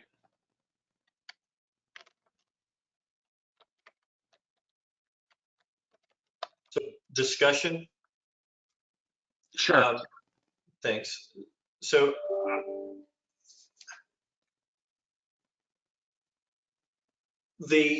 I have several things going in my mind. One is a practical one, which is, and I'm just thinking through this aloud. You've got somebody who wanted something on the agenda, an applicant, say it's a zoning application, right? Or a variance to be granted of sorts. And it's on the agenda. There's been conversations behind the scenes. They don't want to even have it discussed. They don't want to get into it. And then council members have already resolved behind the scenes that a couple of them have talked about it, motion to remove it from the agenda, motion to table it, etc., is how that would unfold. Is there a benefit? Philosophically, I mean, I like it. I don't have an issue with it, but I have to admit, I think there could be scenarios where it might be easier for the mayor to just say, you know what, we're not going to hear this. But at the same time, as I think through this aloud, you know, having this change in place will force them to make sure that it doesn't get onto the agenda unless it's been well hashed out, thought of, etc. So I think the long-term benefits are good. And there certainly are a couple parliamentary moves, at least two that I just mentioned, tabling something and or simply a supermajority vote to have it removed from the agenda altogether can be done. So with that, I would support what Frank is advocating for. Okay. All right. Yeah. All right. And I just sent something out in chat. Aaron replied. It's a good catch, Aaron. Is if it's not deleted from the agenda, they got to do something with it. Table it. Vote it up, vote it down, do something with it. So about half of that sentence period after that agenda will work for me. Thank you, Aaron. So something like that. Once an agenda post, it may not be deleted from that agenda. All right. I just want to make.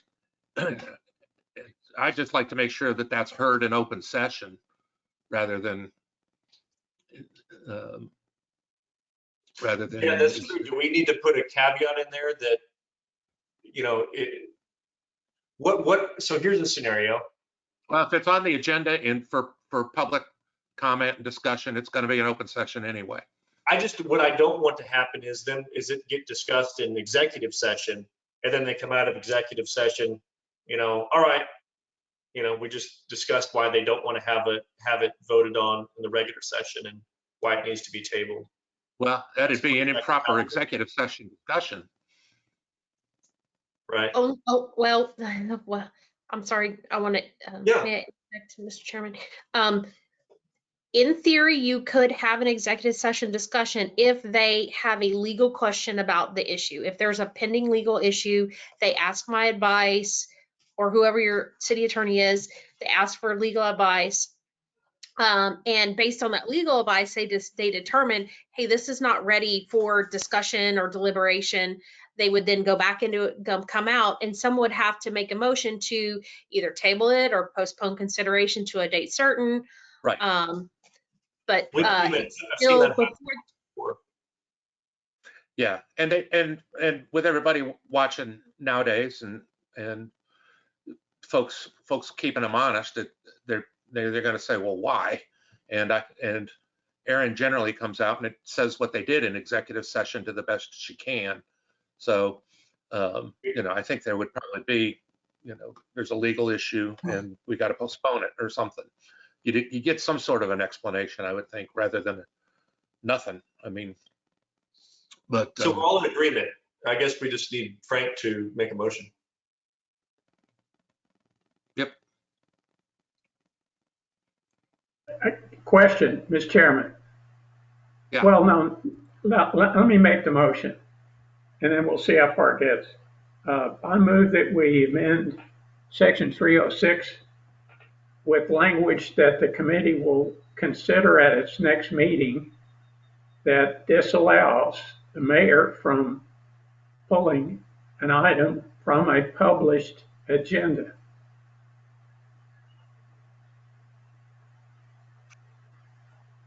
Does that language work with Erin?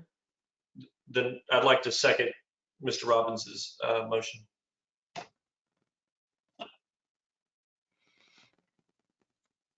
All right. Yeah, I think that works. All in favor? Aye. Aye. Okay. Let's see. Let me make a quick note.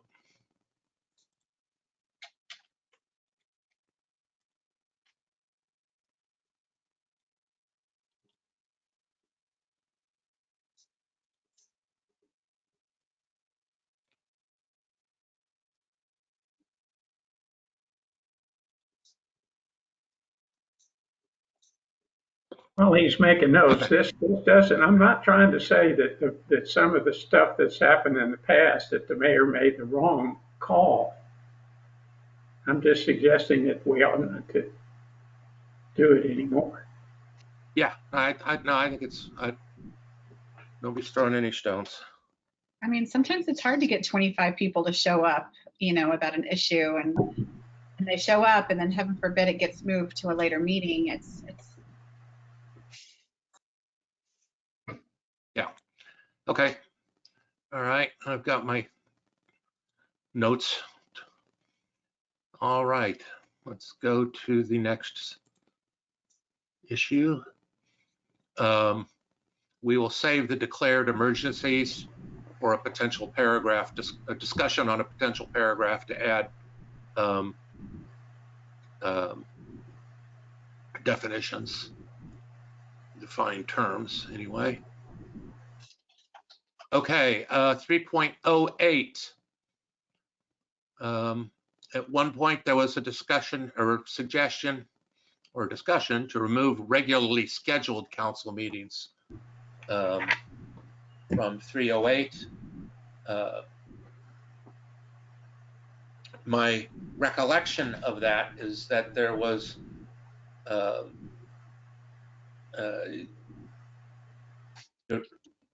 there was let's see, I almost had that one on the consensus one, because the discussion, what I had in my notes was that most, if not all, did not like that change. Mainly for the reason, if I remember right, that when you run for council, regularly scheduled meetings are on Thursday, every other Thursday night, and you don't necessarily want to be thrown off for in case somebody they start scheduling special meetings all over the place, and you are unable to get to them because you work or have other commitments. Anybody else have any further recollection on this? Christina? I'm okay with how it is. I think I remember Frank saying something about 3 consecutive, whether it's special or, you know, anything like that. He wanted just 3 consecutive council meetings. And I agree that regularly scheduled is easier to maintain. And that's just kind of what you sign up for. The special meetings are sometimes hard to do if it's, you know, during work hours or, you know, one on Monday, one on Wednesday, and then the next one on Thursday. So it can kind of get a lot to ask. My thought on it is it prevents hijinks of either a mayor not wanting specific members on or not, and scheduling the meetings like crazy and things of that nature. But I'm open. I don't even have a notice to who. I don't even recall whose suggestion this was. It was me, and I'll withdraw my suggestion. Okay, all right, great. That makes it easy. We got a motion. Keep it as it is. Move to keep it as it is. Okay. I'll Christina second. seconds you. Okay, all in favor? All right. I, Aye. Unanimous. Okay. All right. Oh boy. Okay, now we're down to 3.09, filling vacancies. And in this section, Councilman Sullivan suggested that the procedure that we have might be too cumbersome to appoint new council members. That's in the first paragraph. And I think the response to that was we did it a couple of times just recently last year, and it wasn't that cumbersome. But if I'm mistaken, let me know. Does anybody else? It starts with if there is less than 180 days before the next city election, or if new uniform election date to which members of council may be elected will occur prior to the next general city election, a majority of the remaining members of the council shall appoint qualified persons. So basically that gives council the ability to appoint somebody for up to 6 months. I think, Mr. Chairman, I think if it's less than 30 days, it's not actually feasible anyway, because you have to notice it. If it's less than 60 days, you could still get somebody on. You could have a special call meeting. Bottom line, people deserve representation for even 30 days or 60 days or 90 days. I don't think that the council or the charter review committee should be deciding whether or not it's represented at council for a minimum amount of time or a max. I don't have a problem with it the way it is. I think it's fine. I'm not talking about, and I'm not talking about the 30 days.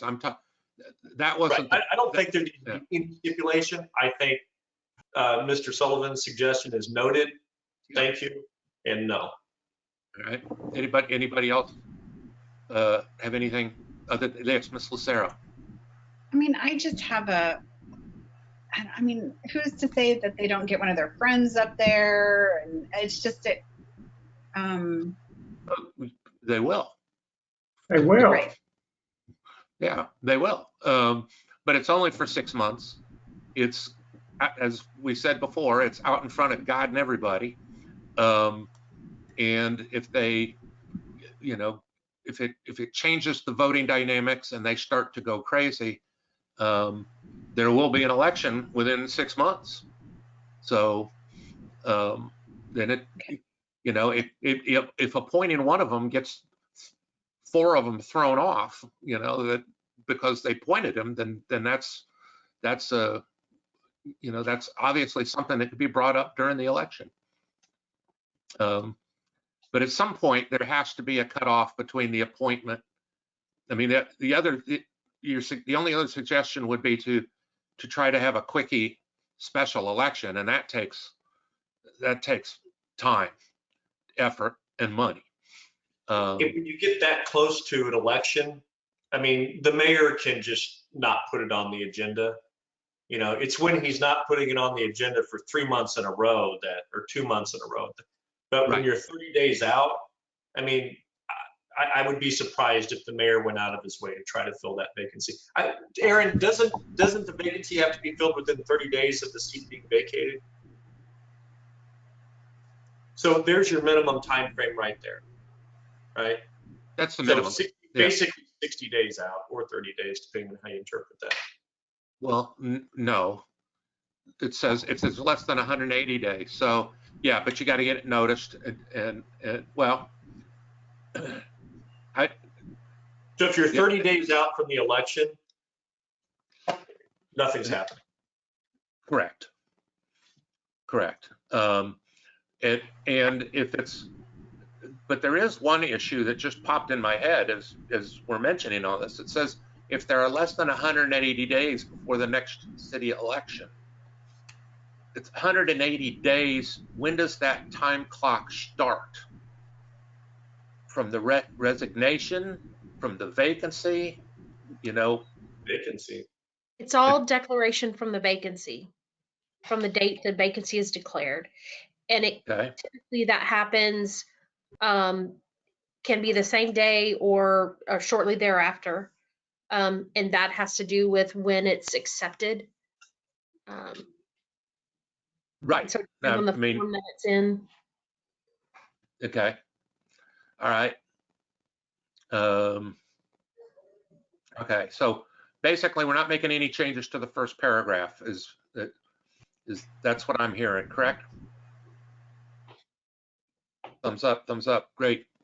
All right. Let's go to the second paragraph, and this has to do with filling vacancies for urgent business. And basically it goes to the appointment of one of the chair people. And are we happy with the order, and do we need to list more than two committees? I listed them in the order of the BOA simply because that's really the only board or committee that's that's really listed in the government code, and then P&Z because it's obviously one of the most prominent committees. Do we want to add building and standards? I mean, depends on how many we need. If we were going to add, I think we've got a succession plan there, succession plan. I'm sorry, Frank. Yeah, Frank. I'm okay with the order that's listed in the current charter. P&Z first, given the scope of work that they do, what has to do with zoning, platting, they get that, make final decisions on plats. They're responsible for the comp plan and the analysis of that before it goes to the council, the capital improvement plan, et cetera, et cetera. So the scope of the work that they do is considerably broader. It is. Than Board of Adjustment. I think P&Z chair ought to be first. Okay. And you could add building and standards, but I don't know if that's critical. I think if we get to a point where we're having to add 3 people based on that, the city's in pretty deep yogurt at that point. Okay. Well, we'll go with the original then. Okay. Yes, Aaron. Oh, hang on. Let's see what Aaron's got to say. She had her hand up. I'm sorry. I might recommend you actually add that third, building and standards. It is something that's called out in the government code as a body, because we had a circumstance where in theory there could have been 3 people that would have been removed from the council. And so I hope it never happens, but it is possible. Okay. Gosh, you're right, I guess so. All right. What section's that? 309. Okay. Gage, go ahead. No, I was just going to say, we're going to need to address adding building and standards, I think, later in the document because it's not a purely advisory group like the other committees are. And I would support Aaron's addition to adding the chairman of that commission as third in line on succession. Okay. All right. So, Mr. Chairman? Yep. See if I got this wording. Do you want a motion? Hang on just a second. So we can try to capture all of that. I think I've got it here. Hang on just a minute. I might be able to post it and say That would be great. That would be great Yeah. if you could post that.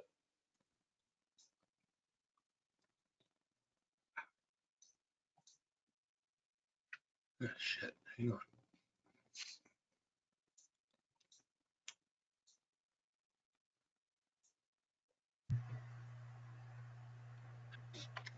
Okay.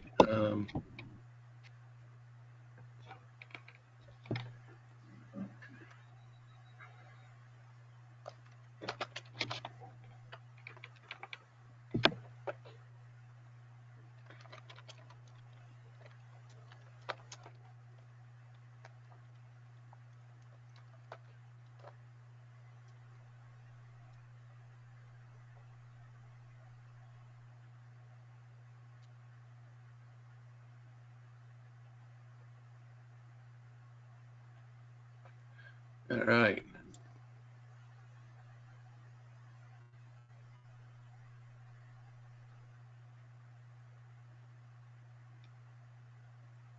Let's see if I can do this here.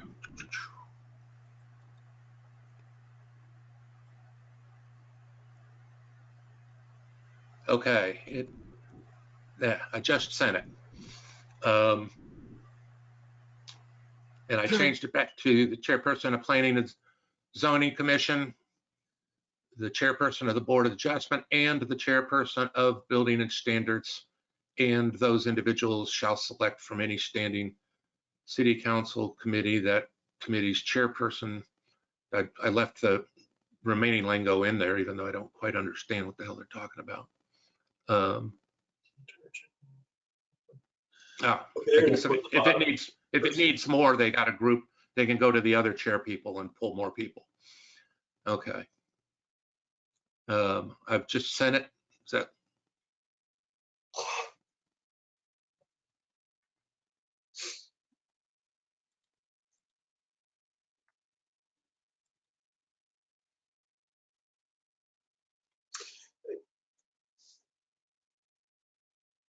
This looks good to me, but just a note to come back to.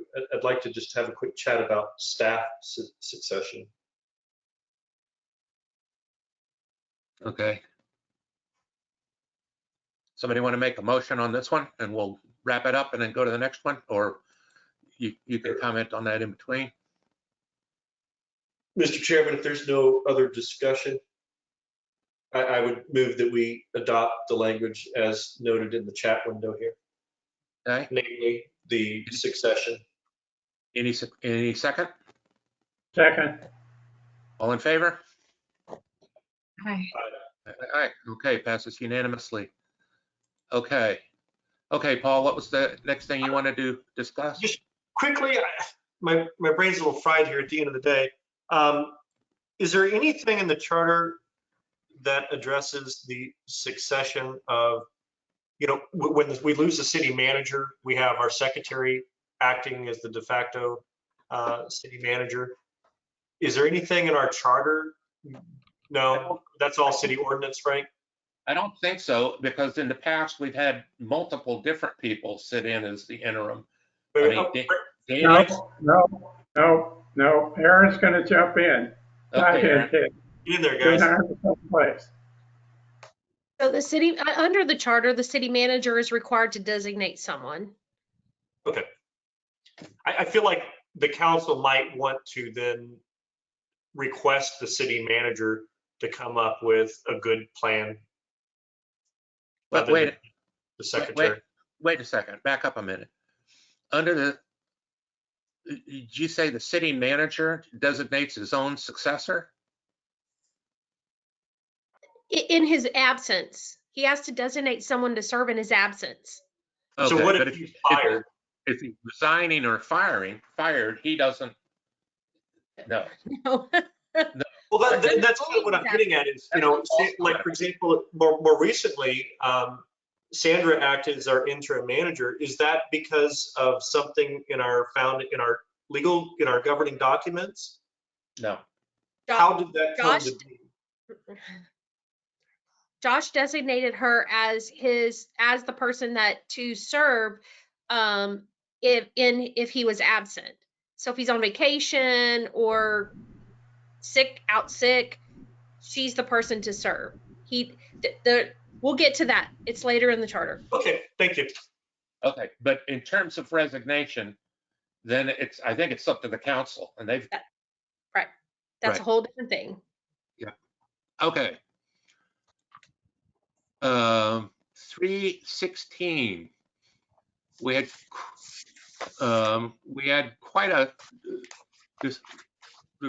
We talked about this several times, but I think we went with scratching out title and putting descriptive caption of the ordinance in to comply with the state laws explained by Aaron. That is my recollection. That's what my notes say we did. Despite the fact that descriptive captions can be long and cumbersome. And we wanted to make it consistent throughout this paragraph. And so where there was a choice, I think we went with descriptive caption only. Is that everybody else's recollection too? Hope. I believe you Okay. voted on this at the last meeting. Did we? Yes, sir. No. Okay. Well, then scratch that one. We got it done. Okay. 317. I see Mayor Pro Tem in there again, just to All get you right. I'm going to do a global search for Mayor Pro Tem. Thank you. And tell it to correct everywhere. And hopefully we can have a global vote on it too. Because it is all over the place and having to go back through would be a pain in the neck. All right. 317. Publication and posting ordinances and other documents. Let's see. The one part that says where we have a comment that says it's a term of art, no definition, newspaper or general circulation within the city.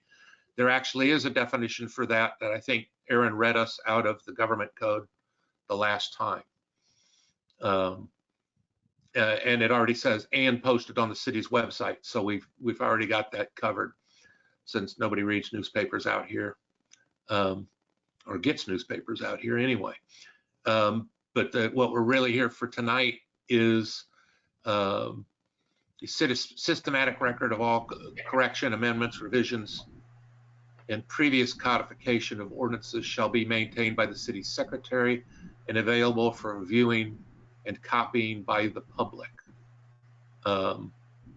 We added that because at times the public or the court, I know when I was there, sometimes needed to see what the law was when the person was charged with that particular crime or ordinance violation. But in any case, we need to be able to say what law was in effect at what time. And I think that's what we're trying to correct here. And then city shall, and I have a comment out to the side that said Aaron's lingo, because I think, Aaron, you were going to try to find us some language to try to get across the point rather than have the city shall maintain a printed copy of all ordinances as they stand at any point in time as required by the state, which is a sentence that I wrote, but you thought there was some other lingo that you might prefer. You got that?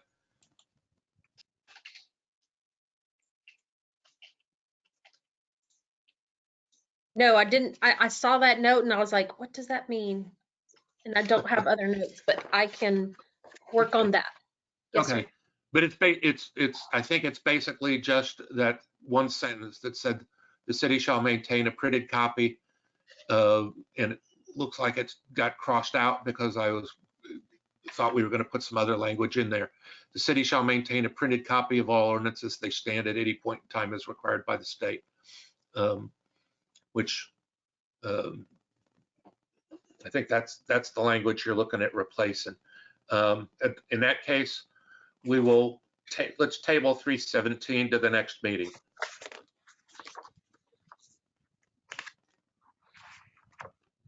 Okay. Let's go to 319.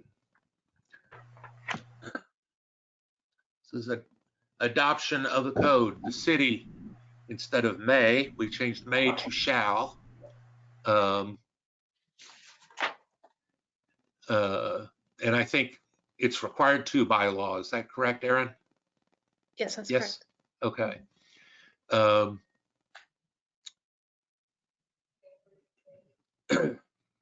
Yes, Frank. Let me make sure I understand.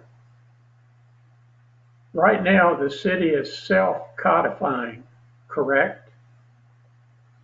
That's correct. In other words, we don't have, as we have in the past, had a codification like Mooney Code, do our codification, and they would send that new code to the city.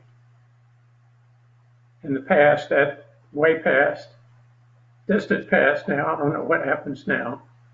That would be reviewed by the staff to make sure they didn't make a mistake. And there have been mistakes. It technically wasn't by Mooney Code, by the way. And then that code, which was a printed book, yay thick, called a Code of Ordinances, was approved by the council by ordinance. Now, in self-codification, which is, I think, a good thing, in which the staff in any case tries to update the codified version, that is the one that's online, as often as they can, as often as the city council passes new ordinances, that's not going back to the council. Right.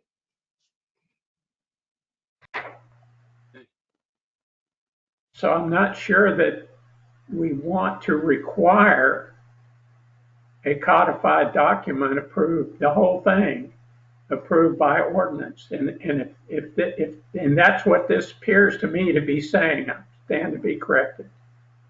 I think it has to be. I think it has to be approved by ordinance. Yeah, Aaron.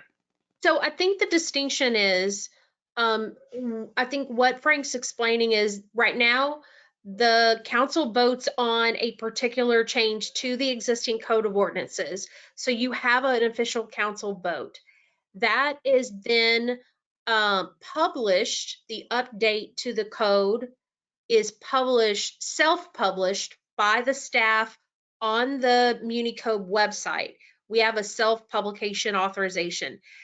There is no longer a process where all of the ordinances that are in existence at a specific date are then republished in paper form and voted on again as the official paper form version of the book. That it's already been voted on, all the language is already approved. They don't look at it again to verify that if you printed it out as a book today, it reads properly. That process is done. There's an internal check by staff. We have a specific person who has authorization to change the code online. And then the staff person or myself who's responsible for that particular area is responsible for looking at it and verifying that the language matches what was in the ordinance as it was adopted by the council. But there's never, we haven't had an occasion, at least that I'm aware of in the past few years, where you would then publish a book that has all of those as of a certain date, and then council votes on the book itself again. And that's what this section is about, because it's a bit antiquated. And so I agree with Mr. Robbins that may is the appropriate thing. It doesn't mean that anything's being done wrong, but they're just not publishing the book version of what you see online that has already been approved. Because essentially it would have gotten approved twice. It would have been approved during the ordinance stage and then approved again in the book form. Well, I don't know that it needs to get approved twice, because as I understand it, the council votes now, not essentially just producing an ordinance. The ordinance itself refers to the code change, correct? Whereas in the past, you basically had to send the ordinance off and somebody else would write the code for it and plug it in. So That's right. it's already being adopted by shall by ordinance adopt a codification, because it's doing it at the time they make the change. And then the rest of it is just where it gets stored and printed and that sort of thing. I don't know that it's adopted when it's done. I don't know that I don't think it has to come back. I mean, once it's codified, and whether it's self-published or somebody else publishes it, it's good to go. You don't want that transition between resolution and ordinance going through happening without it getting looked at again, which we don't have because they vote on the code. Yeah, Frank. I would propose that the first sentence, and I've got an issue with the rest of it, but that the first sentence would read, "The city shall codify its ordinances." Period. Well, let me go through both of them, both issues. That gets you codification, which we're doing. The second sentence, because I think the charter, as the chair has pointed out before, you're addressing two very different things in one sentence. And so I would say that the city shall codify its ordinances. Second sentence, the city council may adopt by ordinance any standard code, because that's two different things. Yeah, Rob, you get what I'm suggesting? I mean, I hear you. I kind of think it says that already, because it says, if we leave shall in there, it says shall by ordinance adopt a codification of its ordinances. Okay. I'm suggesting you don't have to have a codification adopted by ordinance. I'm suggesting the charter says the city shall codify its ordinances. Don't have to go to the council to do that. You just have to codify your ordinances. That, Okay, Aaron's got a problem with that. But my only concern is that for 99% of the ordinances adopted by the city council, codification is appropriate. But there are some ordinances that are adopted that don't make sense for codification. Right. So changing this to shall creates the requirement that you codify all your ordinances, even if it doesn't make sense. Codify it. That's the concern I have, is with changing it to shall. Okay, but I'm not sure how Frank's suggestion of changing it to the city shall codify its ordinances helps you out there. Yeah.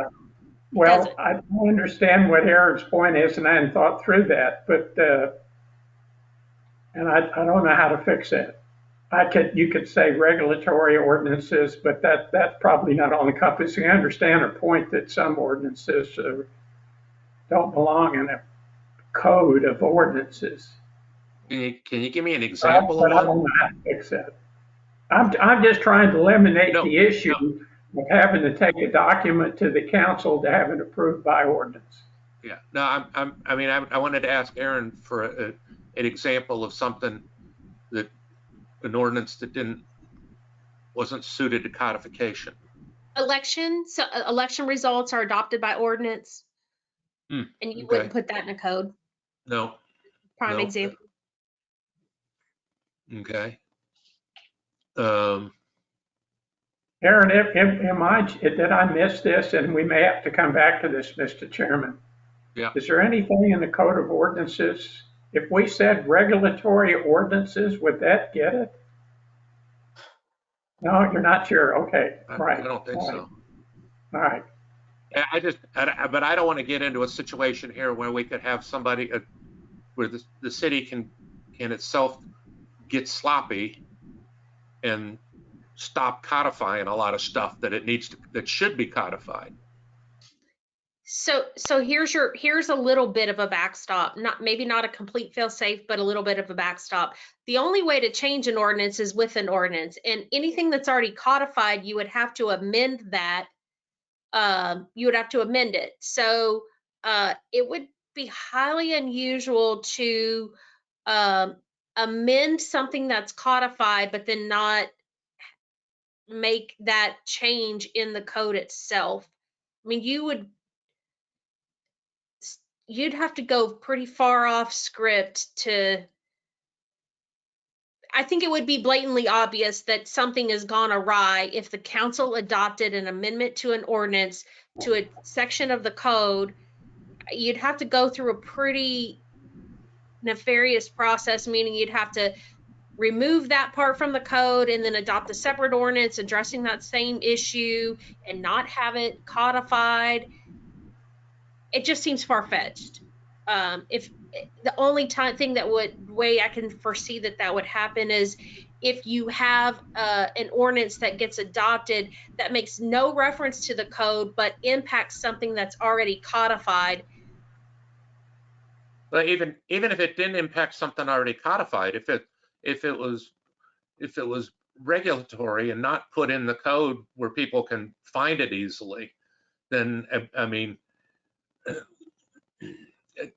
it'd be tough to. I'd have a tough time enforcing it at that point. But yeah, Frank. Yeah, and it's a question for you and the committee. Are we okay with the idea that the council doesn't have to adopt a code of ordinances?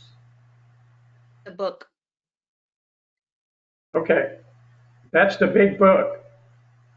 Okay. Well, so that first sentence needs to be. The code of ordinances is adopted a piece at a time. Is the way they're doing it now. Is that right, Aaron? But we don't want to have to bring the book to the council, right? Right. Okay. I'm not sure this says you have to. Well, that's right. And so that first sentence needs to be changed somehow. Secondly, let me give you a really great example of an ordinance that is not in the Code of Ordinances. All of the zoning ordinances, none of the rezoning ordinances go in the Code of Ordinances. Right. They're not codified. Anyway. Yeah, when a specific piece of property is rezoned, that ordinance is not in the code. However, it's reflected, the corresponding zoning map gets updated to reflect that change. Yeah, there's other ways that it's kept track of. My point is it's just not in the codification. Yeah, the zoning ordinance, anyway, I mean, but that's just a good example of an ordinance. So what I'm headed for later, Mr. Chairman, what I'm thinking about is deal with that later. The issue of codification later. Okay. Okay. All right. Yeah. Yeah. You're the one that's gonna have to listen to Arch. out on the golf course telling us to hurry up. Okay. Right, and you and me and Aaron, or some of us might get together, come up with a language that we could agree with and bring it back to the next meeting, but not now. Yes. What But about the, here's the other biggie. And whatever that codification requirement sentence is, put a period after that and say the city may adopt by ordinance any standard code. Da, da, da, da, da, da, da. sure. Okay, Yeah. I mean, I'm all about getting some suggested language. I mean, okay. We will table 319 for now. All right, let's move on. And Mr. Chairman, it Yeah. being 8 o'clock, do we want to continue this much further into this evening, or what is? Hang on a everybody- second. Let me take a look and see what a good stopping point might be. We are at page 14.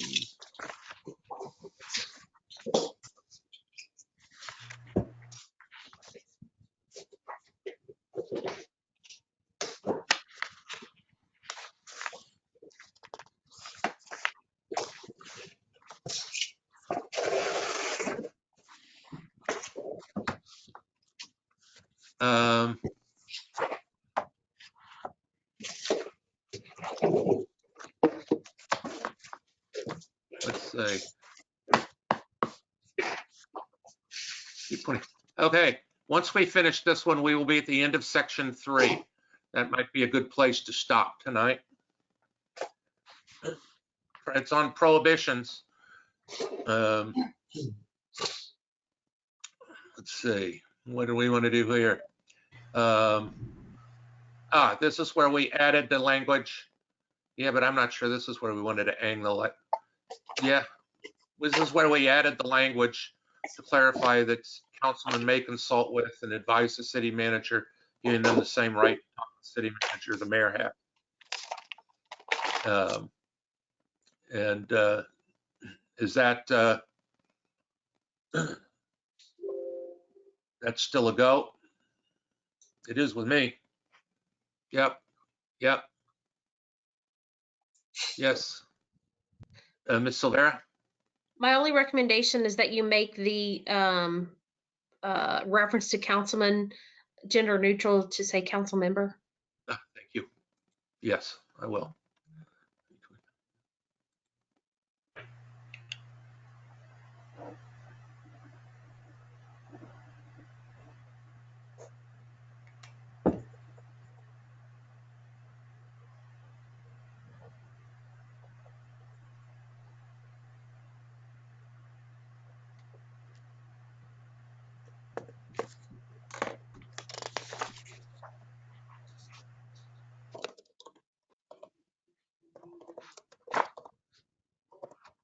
Okay.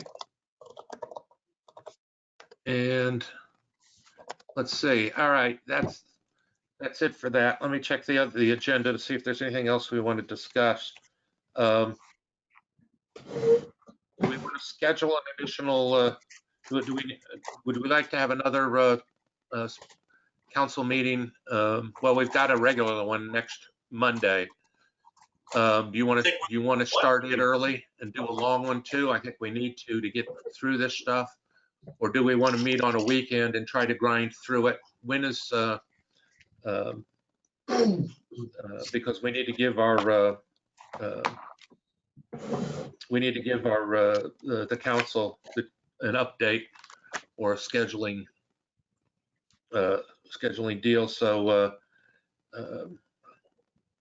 yeah, I think we can do that next Monday.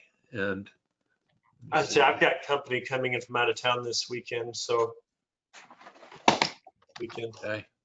But I mean, Well, the number of contested changes really drops off dramatically after about section 6, and then the and I think the rest of them might go pretty fast. There's a lot of them that were near consensus or close to it. So the biggies there's a couple of biggies coming up though, that I expect will take some time. But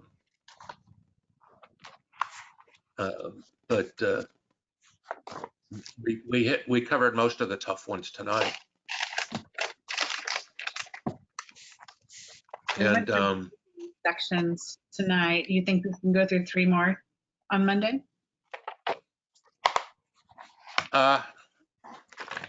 let's start, if y'all mind starting early again next Monday? 5 o'clock again? I'm good with that. You good with that? Carter, you okay with that? What time? 5 next Monday? 5? Yeah. Okay. Okay. Paul, you okay? All right. Let's do that. And we'll just prepare. We'll go till we get through the whole damn thing. So it may, it's bring your sandwiches. And You bring your pork sandwich. yeah, I don't know. Judy liked it an awful lot. I might have to make it again this weekend. So that may be Rob, I got to tell you again, I really think I speak on behalf of everyone when I say thank you for the time you're putting into organizing all of this. It's not easy chairing committees, especially when you don't have a staff person just feeding you all your content and doing your agenda for you. And you've got a lot on your shoulders. So thank you very much for doing all of this. And thank you, Karen, for also working with us on this as well. I appreciate that. And one of the things that I would like to, that I'm going to want to discuss real soon is Don't say your fees. No, is going to be who makes this presentation to City Council. I don't think it's any secret that several city council members and I don't get along, and I don't want any personal animosity towards me to hinder the good work done by the committee. So I think we need to talk about who's going to make the best, who can deliver the message the best to get this across the goal line. But I will we'll discuss that next Monday. Let's see. And I think in terms of the additional paragraphs, I think we got rid of most of those. The only one we still had left to discuss was probably some defined terms, but I'm not sure we've identified enough terms to define to make it worthwhile. So that may be something we want to talk about next Monday, but be thinking about it as to whether or not it's worthwhile doing this go around.